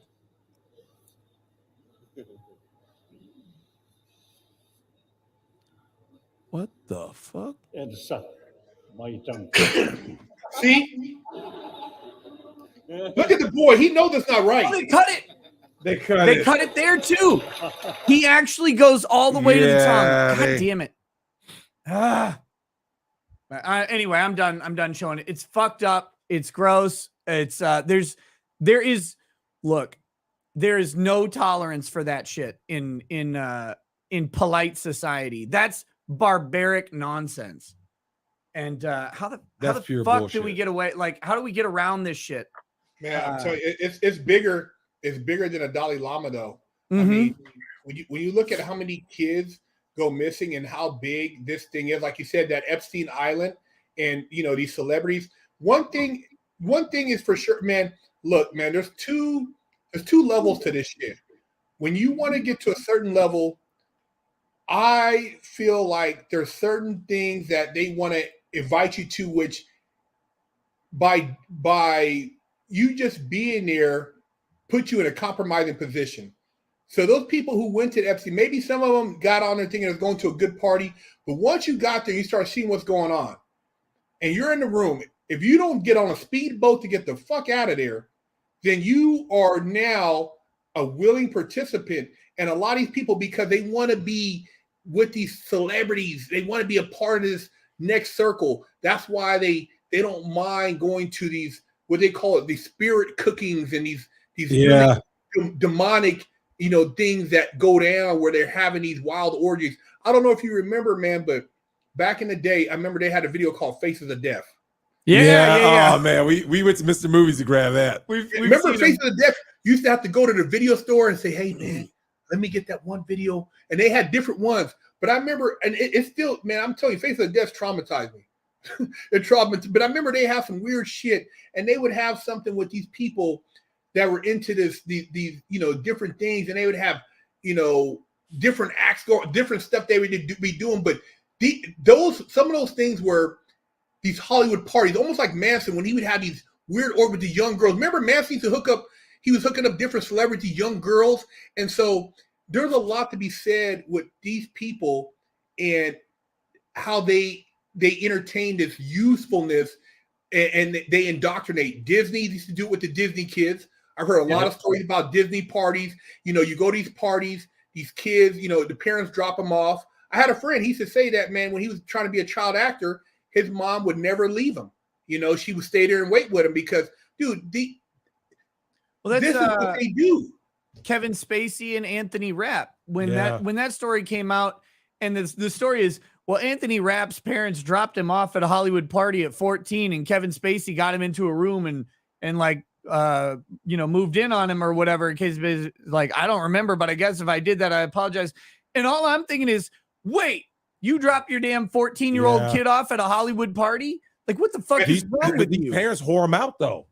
Man, they said they should be a part. They used to have these parties in Encino, and they said that they would tell a lot of young models, young man, young actor, whatever, hey, there's gonna be girls there. And you get there and you see nothing but dudes. You're like, hey, where the girls at?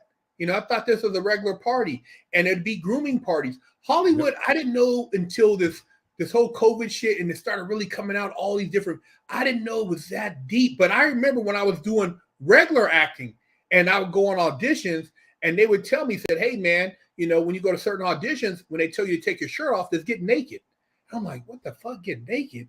And I'm like, it's not a porn set, so why would I show my dick? But that's what they would say, and I didn't realize there was that much homosexual activity in the straight Hollywood, which I thought was straight. But it ain't straight at all. No, Hollywood is worse than the porn industry, bro. And always has been. And it's I think it's the ticket, right?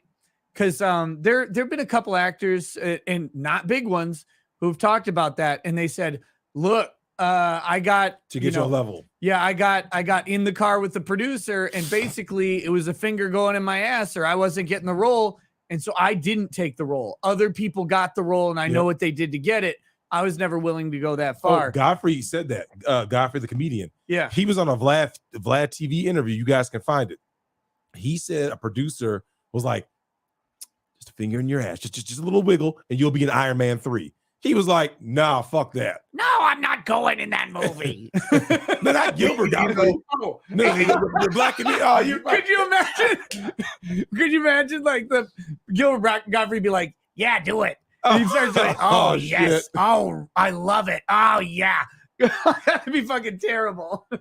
You ever wonder why when they talk about like giving all those thanks, and then you see these people and why they're in these drug rehab, why they're so fucked up in the head? Why would, if you're a millionaire and you got a beautiful wife or beautiful girlfriend and you got a $1 million home, why are you so miserable? Why are you so depressed? See, it's because the dark shit that got them to where they are. The things that you did to get you there. Here's what's kind of sad though. Imagine getting to a point where, okay, think about this. So Herc, there's a lot of guys growing up, a lot of gals growing up, and they dream of stardom. They dream of being like on those posters or whatever, right? And they're like, I want to get there. I want to put in the hard work. I went to acting school, blah, blah. And they get to a certain level, right? And you see this in sports where they're like this. You just got to do a little bit of juice. You got to do a little bit of this to get to that next level. Mm-hmm. And so what ends up happening is they're like, well, I'll go that little bit extra. And then what happens, Herc? It's another door, So the person you were way back here, right? Where you were that bright-eyed young actor, like that thing is dead in the fucking ground. Yeah. But by the time by the time you get to that, MCU movie and you're a mega star and you're sitting there holding up awards and trophies and everyone's like, everyone's kissing your ass. Oh my God, you're so fucking amazing. And there you are at night, just like this. It's with drugs.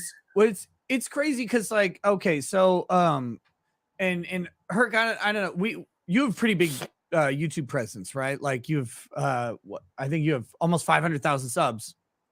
Yeah, I've had probably over 300 million views on all my videos. Right. So and I don't know about you. I have 475,000 subs, and I've had some pretty big live streams and shit with Johnny Depp trial and the Rittenhouse trial and stuff like that. And I tell you, even without the fucking dark shit of Hollywood, there gets to be a point where you get kind of worn out and you look for escape. For me, right? I bought a Mustang and I've been driving that. It's really great. I go on vacations and it is like a massive recharge. But just the level of, and so you take that to a Hollywood person, and again, ignoring all the fucked up shit that has probably happened to these people going into it, even that becomes like this level of pressure. You have to perform, you have to do this, you have to do this, and people are asking you to do things. And so it's like, I kind of recently have started to at least get the glimmer of understanding where that like need to escape and that need to get away from it comes from. And but then you compound it with all of the shit that goes in the background of Hollywood and like the ticket to entry and the cost that they pay to do this shit. Well, okay, remember like, when you and I were growing up? When you and I were growing up, this is no bullshit, Herc. When Nick and I grew up together, we would see child stars start malfunctioning, going crazy, right? And we just thought, damn, what is it with child stars, always getting strung out on drugs, being weird? We didn't know about the sexual abuse, right? Fast forward, a lot of the people I used to like mock and ridicule, I have deep sympathy for. Like, I see Amanda Bynes, I'm like, that's sad, man. She was in that Nickelodeon Dan Schneider, situation. Yeah, all those feet, all that weird shit. And look, Herc, I was down in San Diego, right? On the San Diego bridge, there's a damn suicide hotline. I was like, what the fuck? Like, when you see some shit like that, you're like, wait, what? Tony Scott, that's Ridley Scott's brother, right? Think about He's this. on the fucking bridge. Think about this, you guys, right? Think about this now. And we didn't really think about it too much when we were young because I didn't really pay attention. But think about this, right? Brooke Shields, Blue Lagoon. Yeah. Hey, that's fucked up. And that wasn't even her first nude movie. No, but I think, but how old was she? She was, I think, 16 in Blue Lagoon. Okay, well, before that, I think she did something else. But there was a picture she was of her. 12 in that other movie. Yeah, okay, the horror movie 12, or whatever. There was a picture of her in the Playboy Mansion, naked, as a 12-year-old, 12 or pre-18. Yeah, it's fucking gross, man. That was considered back then, though. That was what they were considering the norm in Hollywood because it was Hollywood. See, this is the thing, man. Like we don't pay no attention to it, but like even like the Playboy Mansion, that was a grooming palace. Yeah, that was a catalog for basically blackmailing politicians, professionals, entertainers. Dude, that place has so much debauchery, even though you've seen the adult side, but like there's all this other stuff going on. So the game, man, is so vicious. And see, for women, you had the Me Too. And the reason why you didn't hear about it from men, because no man wants to say that he let a guy suck his dick or he fucked this guy in the ass to be the next Iron Man or the next Wolverine or to be the next Superman. Dude, there's a lot of shit in there. And that's why when those people leave, like you said, Nick, get away from that. A lot of them go very religious, extremists, and they just try to like not even talk about it because of what they did to get to that level of success. And it's a trade-off, man. It's like, do you want this? How bad do you want it? And you lose, like you said, every door you go through, you lose a part of yourself. And that it's the trap. They get them involved in the next thing, right? Like, oh, this happened to you. It's just kind of the way it goes. And then they get them, and the trick that they have is they always have something on you. And you were talking about that with Epstein Island. Like, these people are probably going there thinking they're going to have a party. There's going to be a bunch of adult women there. Maybe they'll do a little drugs, but they're on an island with no laws. It'll be fine. Everything's going to be cool. And then they'll fly back to their life and it'll be great. Cool. You got this invite from a billionaire. They get there and they're like, well, now but we know you. We know you, and you were here and you stayed. It's like, well, what was I going to do? Swim? It's like, well, maybe you should have, but you didn't. You stayed, you took the drugs. Maybe you saw some shit. Maybe you did some shit. And they've got that on you for the rest of your life. And it's Hollywood's the exact same fucking way.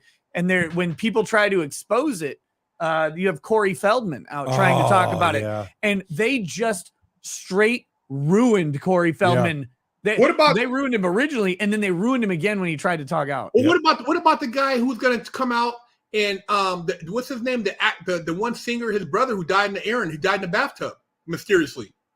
Oh shit! Who is that? Aaron Carter. Was it Aaron Carter? Oh, Nick Carter and Aaron Carter. Oh shit! Yeah. See, every time somebody is going to expose something, it was just like, I forgot the rocker guy. He somehow had a mysterious death. He's going to come out with a documentary. There's a lot of people who, as soon as they feel like they no longer want to be a part of that, but they see the highest level, either they have a crazy accident. Like, what really, think about the guy. What's his name? They yeeted Paul Walker. That was a drone. Well, even the guy from Ellen, man, he just walked down the street and killed himself in a hotel, and he just had 2 kids and moved to a nice house. Yeah, there was that. Yeah, they used like the DJ or something. You got to look at, and they said it was like he lost money in crypto. That's the story. See, you think the fiction they give, Nick, is always just that fiction. Yeah. Okay, let's go back to Playboy for a second. Someone talked about the CIA. People forget Hugh Hefner is a fucking CIA asset. I don't know if people know that. If you look in the background of Hugh Hefner, he was a fucking asset, just like Gloria Steinem. These people are assets. So Herc, what did you think the Playboy Mansion was gonna? It was all a smoke screen. And when you look at these people and you start looking at their backgrounds, right? Paul Walker, you got these guys, like I said, Corey Feldman. There's been lots of celebrities, especially with. Like, what do you think it happened with Paul Walker? Oh no. Look, that was a drone strike, man. That whole story about he was like drag racing and like skidded off and died. Nah. You think so? Yep. They yeeted Paul Walker because he was going to explode. He was tired of doing the rituals. Like, you heard about what happened to Jackson 5 when they made their big debut on American Bandstand, right? They got their cheeks clapped. The whole Jackson 5 got graped right before they went out on stage. What? No way. Story. What? Yeah. Look it up. If anybody in the chat knows about this, the Jackson 5, before they debuted to the national audience, they were bent over right before that. Right before.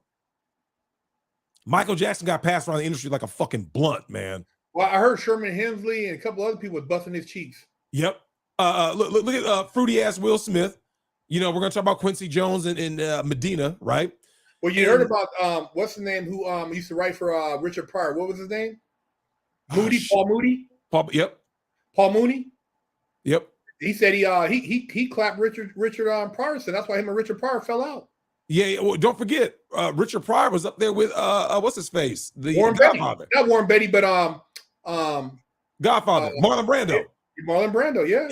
Look, when you listen, there's a guy. I think his name is Scotty. He has a book out there. If any of you guys know, it eludes me right now. He was a bisexual bartender in Hollywood. And so he was mingling with everybody. He knew the dirt on everybody. He was like this. He was like, yeah, Vincent Price was gay. Hepburn was a dyke. Like, so all these relationships, they put out these relationships to the public, right? To fuel the magazine sales and all that.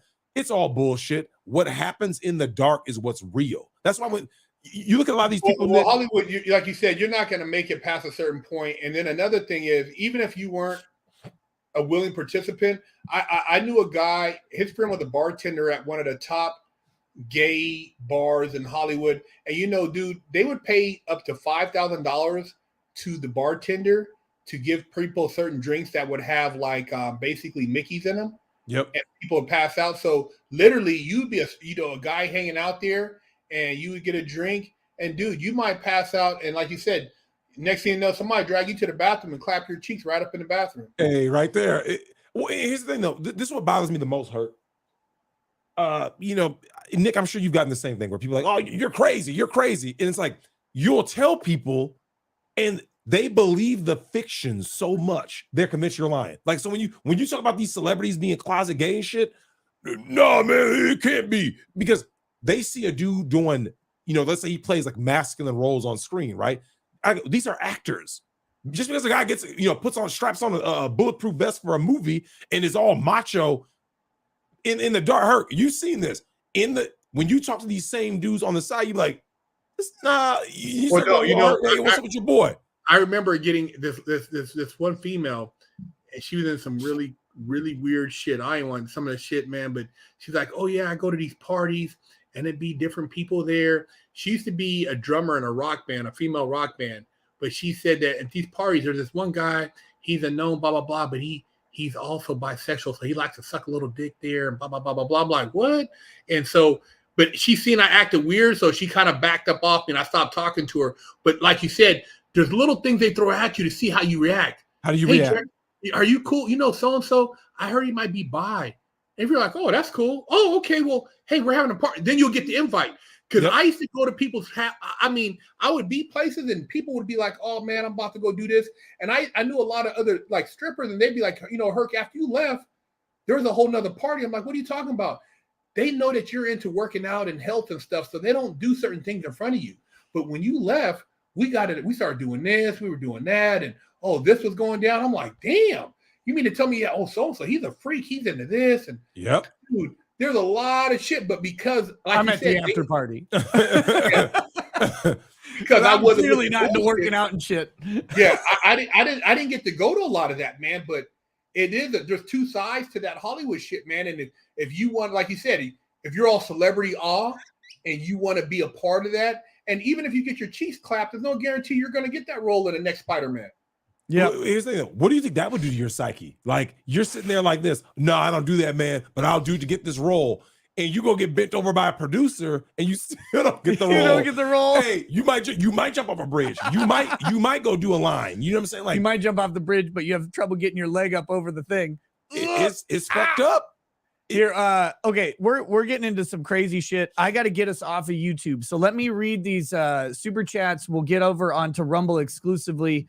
I'm gonna burn through these. I haven't been reading them because I often don't read them as actively when we've got a new guest, because I like to get to know the new guest before we do the super chat thing. So let me hit through these real quick, and then we'll get over to Rumble. Unhung Hero says, remember, Minnesota elected Jesse Ventura as governor. They've been fucked for a while now. Look, I'm going to say it. Jesse Ventura is a crazy motherfucker. I would take him over the mainstream pieces of garbage that we've had for ever since. Totally not a glow. He says, as someone whose father was a bank robber in the 80s and didn't get out till 2013, best advice he gave me was shut up. The man who talks the loudest in business, whether legitimate or not, gets stabbed the hardest. So there you go. K. Ray says, hey, Herc, I grew up in West Sacramento. Were you in Oak Park or South Sacramento? North Highlands. North Highlands. There you go. Romo Drummer, closeted gay actors with appointed wives to them that's called beards. Trent Thorough, pretty crazy that it's been 1 year to the day since the Depp trial started. Time flies, that it does. Corn Pop sent a sticker. Thank you. Ty Dollar Sign says, is this the Oreo podcast? Yes, it is. Yes, it is. Alman John 1 says, damn, Drex, we've been waiting on this interview for 3 years now. The Toast Boy says, Nick looking like Piper Perry. Oh, they can't be doing you like that. My vagina goes all the way to my throat. Caldwell the God says, rural Mississippi here. That is the truth on the South. I remember that on the South being just more honest about if they like you or not. Unhung Hero says, is that a MAGA hat behind Drex? No, that says make YouTube not suck again. Is the actual hat there. So someone sent that to me when I was banned from YouTube forever. So that was nice. Almond John 2 says, Big Herc, tell Nick about the video you did telling young men to wash their dirty drawers and stop walking around with smelly boo-boo underwear. Oh, what? Wait, what? Wait, what about this? Hold up. Look, I've never washed my underwear in my life, so I need information here. Hey, man, make sure you wash your ass. Oh, damn. Go to BigHerc916.com, pick up a bar, and wash your stinking ass. Some of you guys still have the same underwear from high school. Dude, underwear has evolved since high school. Yeah. Like, you got to get rid of that shit and get some nice, like, moisture wicking underwear that keeps you cool, keep the boys cool. You can't be walking around with that Hanes bullshit anymore. Oh, my God. Jockney 21 says, have traffic court tomorrow. Same judge tried to hold me in contempt a couple years ago for trying to pay a speeding ticket with change. Can he do that? Damn. I mean, I guess he's a judge. Hey, You can fight it. J. Cole, Nick, is Drex your bull? How much does he charge? No, and do you charge to be a bull? Like, is that? No, I didn't man, think look. that was a fee thing. No. Here's the thing. When you deal with especially white women as a black man, you cannot have an exchange of currency. Yeah. Because you're just asking to get fucking locked up. So no, I was just clapping these bitches' cheeks just for free. You know what I'm saying? It's like, why wouldn't I?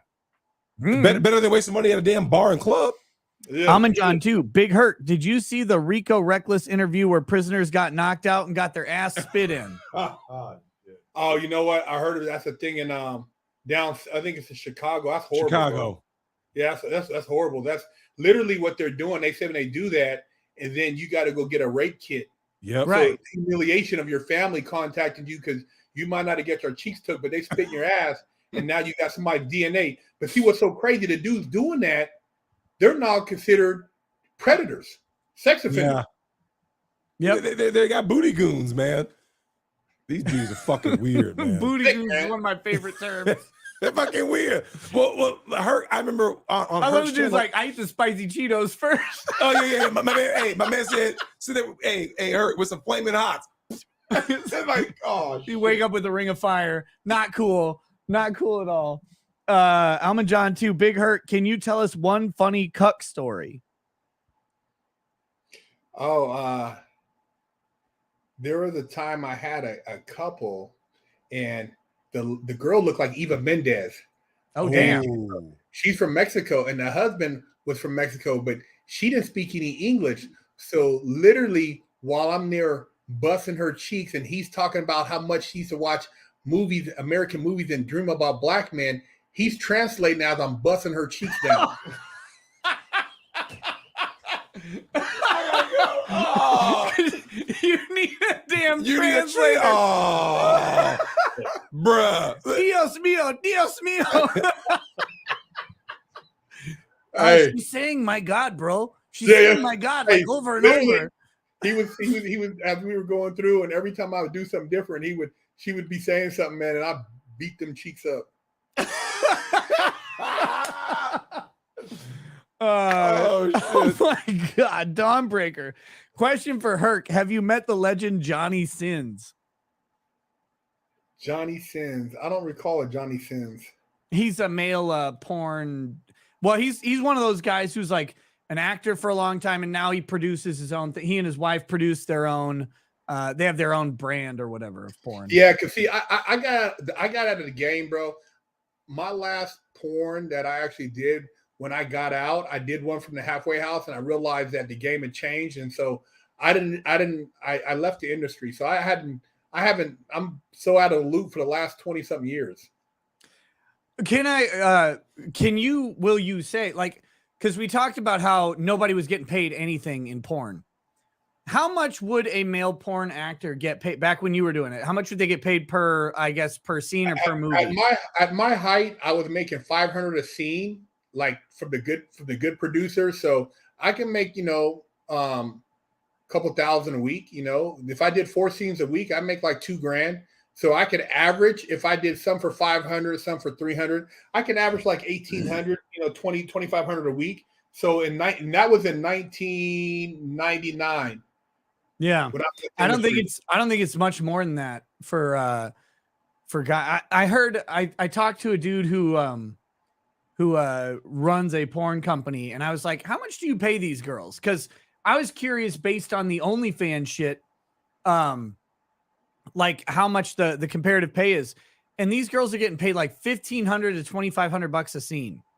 Yeah. Yeah, I remember like the gangbang girls, like say if a girl did a gangbang and there'd be like 8 guys back in the day, like say for anabolic or something, they might make like, 3 or 4,000. Why are you bringing up these names that I shouldn't even know? Oh, shit.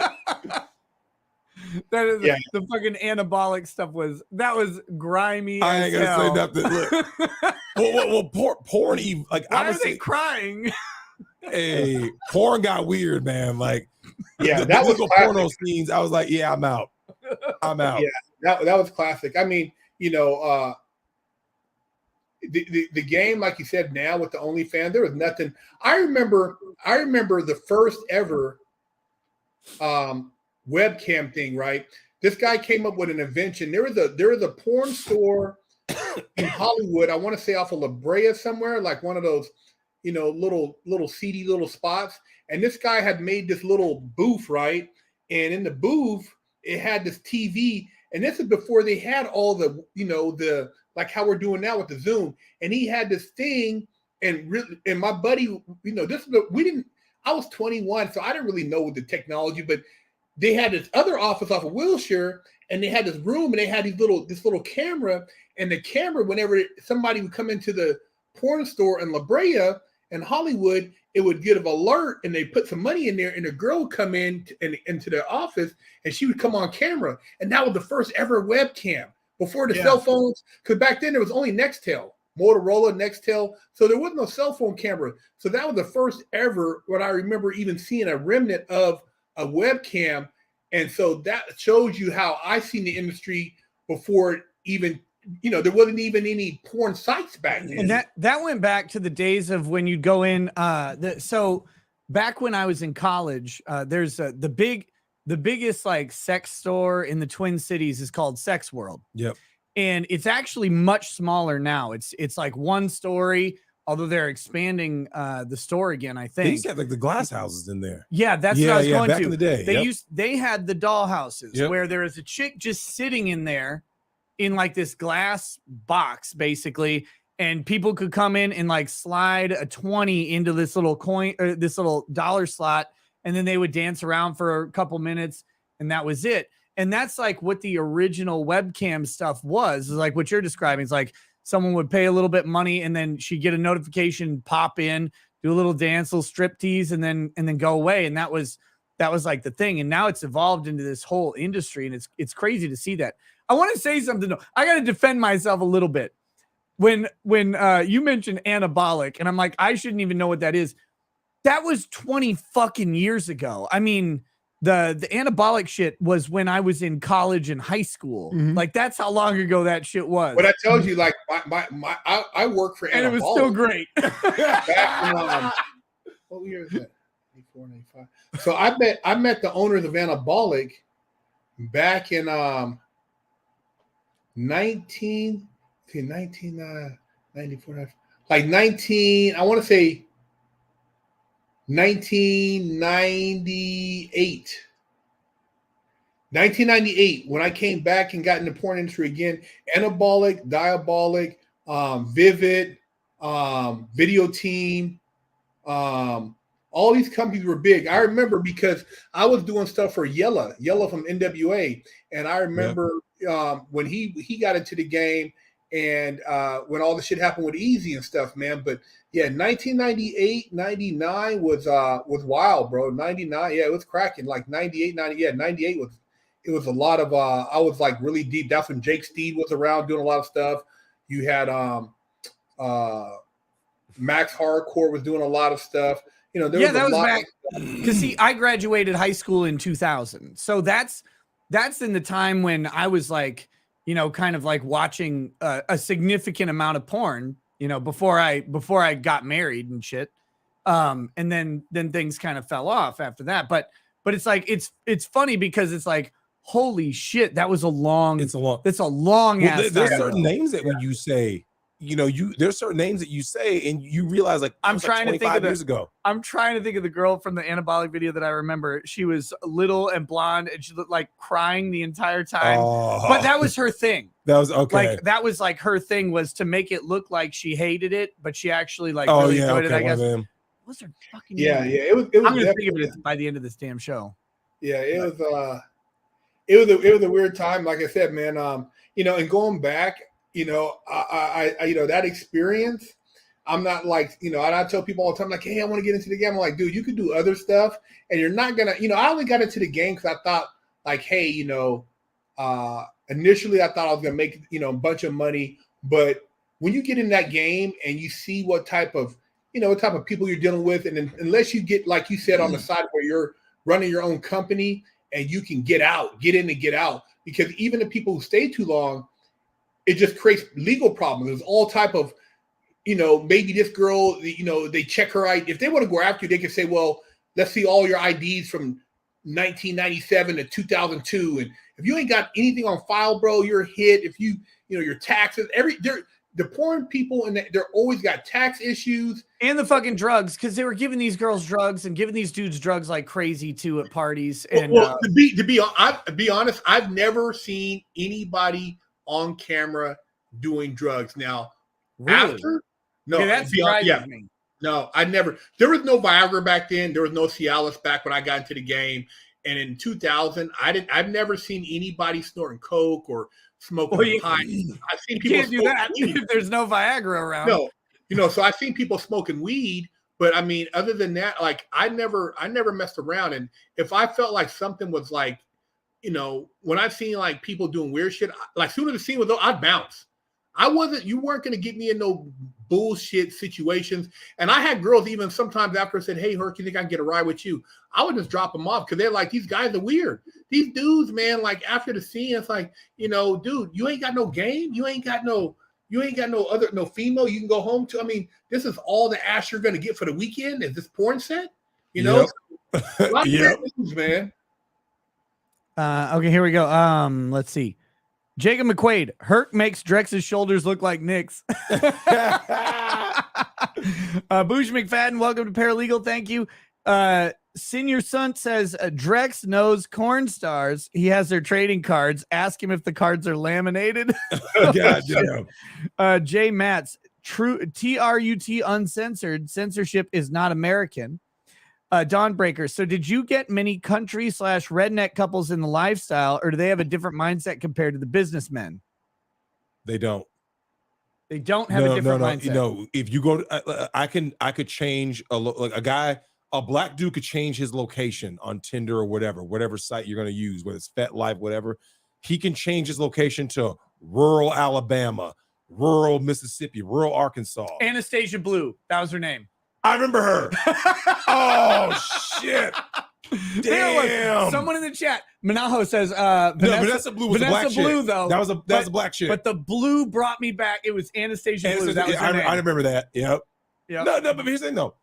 The cuck shit is. I told you guys years ago. I said cuckoldry was going to go mainstream. And you saw the TLN has that new show, right? Brother Husband. You see what I'm saying? That shit is fucking wild. Look, it was only a matter of time, right? You're in a gynocentric society where they say women can do no wrong, and dudes, you're just there to like basically do whatever these women. Well, they basically put it in your face when you seen how Jada Pinkett cucked Will Smith. Yep. Oh, that was fucking he went on national TV, man, and she put him on there. I mean, dude, you cannot come back from that. Will Smith, his best bet is just to fucking leave her and just go do something else, because his manhood is pretty much, dude, you're a beta boy. Well, Will Smith and Jack Murphy became memes. The slap only made it worse. It did. Everybody made fun. So when Chris Rock just did his stand-up special and he made fun of the slap, and then Will Smith was like, he said something, and everybody just kept making fun of Will Smith, because you cannot come back from that. You really can't. Think about this, right? What has that done for the Hollywood studios who had plans to do a future movie with a major black star? Done. See, it's no different than when Ronda Rousey kept losing. Her brand kept going down, down, down, down, down. Will Smith now is no longer that A-list billion-dollar box office draw, man. Dude, his credibility now, it's like you getting your ass whooped off camera. You have no credibility now. Yep. That's it. People look at him and all they think about is Chris Rock slapping him and his wife, even a female, his wife taking loads down her throat while Will Smith cheers him on. By his damn son's friend. Bruh, oh, my God. You can't come back from that. Like, no, there's no coming back. Even, hey, Herc, you remember his red table talk became a meme, right? The crying Will meme, right? Where he's sitting there going, bro. I had entanglements. And it's like, think about this. His daughter was talking about her mom wrote letters to dead Tupac talking about my mommy misses you. Your daughter is writing a dead dude talking about your mom misses him? Come on, there's no respect in that house, man. He's the ultimate cuck. It's fucking done. Savage Gerbil has an interesting, it says, back me up on this. If Will had been a good sport about the comedy show, he might have gotten a bump. His "we're hurt and offended" thing made it so much worse. If Will would have been a good sport at the fucking Oscars. Yep. When Jada gave him the death stare, he should just been like this. It was a joke. And just he should have looked at her and been like, you fuck our son's friend. Right. Like communicated that mentally, like, and you put me on blast to the whole world on your goddamn show. Yeah, I ain't getting up and doing shit. No. She lost put the battery. She put the battery in his fucking back. He went up there and smacked Chris Rock, made an ass of himself, and then realized, oh shit, I'm losing movie roles. You know, it kind of makes you somehow got a fucking pass on that. Well, think about this though. It kind of makes you wonder though. What does she have on Will? Oh, you know what she's got on him. You know what she's got on him. She's got him. She's got him. See, this is another thing you don't realize too. Or maybe you do. You probably do. But what these women do, a woman like that, right? Besides cucking him, she's like, oh, you know what'd be a turn on? Why don't you I want you to feel what I feel. Let him blow your cheeks out. So Will actually let that little dude bust his cheeks to make him feel like she'll love him more. But after that, she's like, you know what? I got no respect for you. You actually did it. I didn't think you were going to do it. Two quick things. Tweety in the chat. Cuck queens is a female cuck. They like watching their man get blown out, they like watching their man smash another chick. Typically, is that's just the female version of a cuck. It's called a cuck queen. We had a conversation going in the chat. Two, that was in the Dakota and Sarai video, where the chick was talking about how she would sometimes command Dakota, the dude, while he's watching, to come there and get busted too. Yeah, that, and then there's cleanup duty. Like, it was fucking wrong, man. Everything about that was awful. I'll tell you what's more common.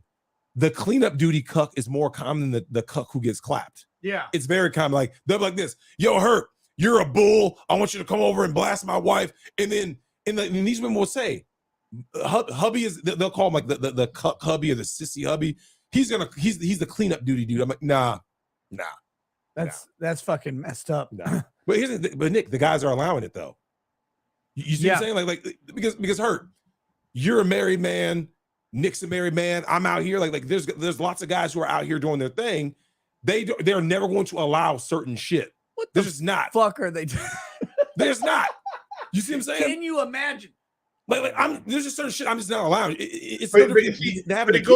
it goes back to, like I said, about the animals in the jungle. These men are literally bringing their wives for sacrifice, man. Yeah. Because that's what type of dudes they are. Just because they got married and had kids, it doesn't matter, man. He recognizes a bull or a silverback or whatever you want to call it, and he feels that he's doing his honor. That's an honor for him to sacrifice his wife to let her get her cheeks blown out, and then for him to clean it up at home, and they'll talk about it, and they'll live that memory out for the rest of their life. That's a great memory for him. Yeah. Or for them, you know what they say though, Nick? These dudes are like this.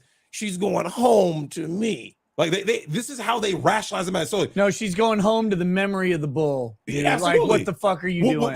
When these dudes bring these hot wives, that's what they call them. They call them a hot wife.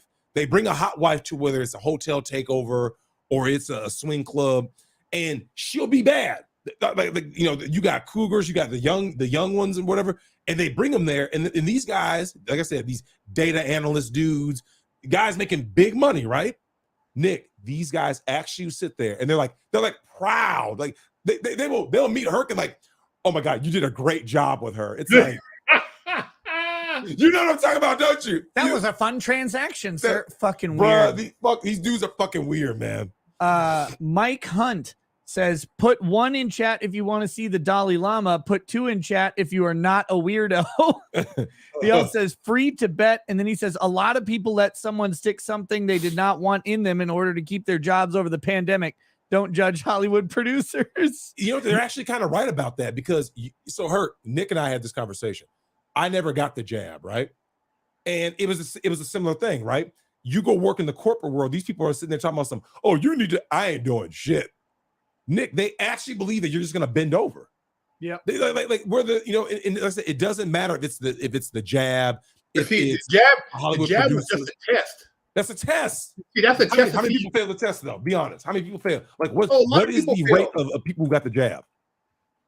A lot. Hey, Herc, you know what's funny? The jab works the same way that we talked about, right? Look, just get the jab, Herc, and then so you go get the jab. And then, no, you need a new booster. Another one. And all of a sudden, Nick, before you know it, they're like this. Not only do you need the jab, you need all of these other things. I told these motherfuckers to their face I wasn't doing it.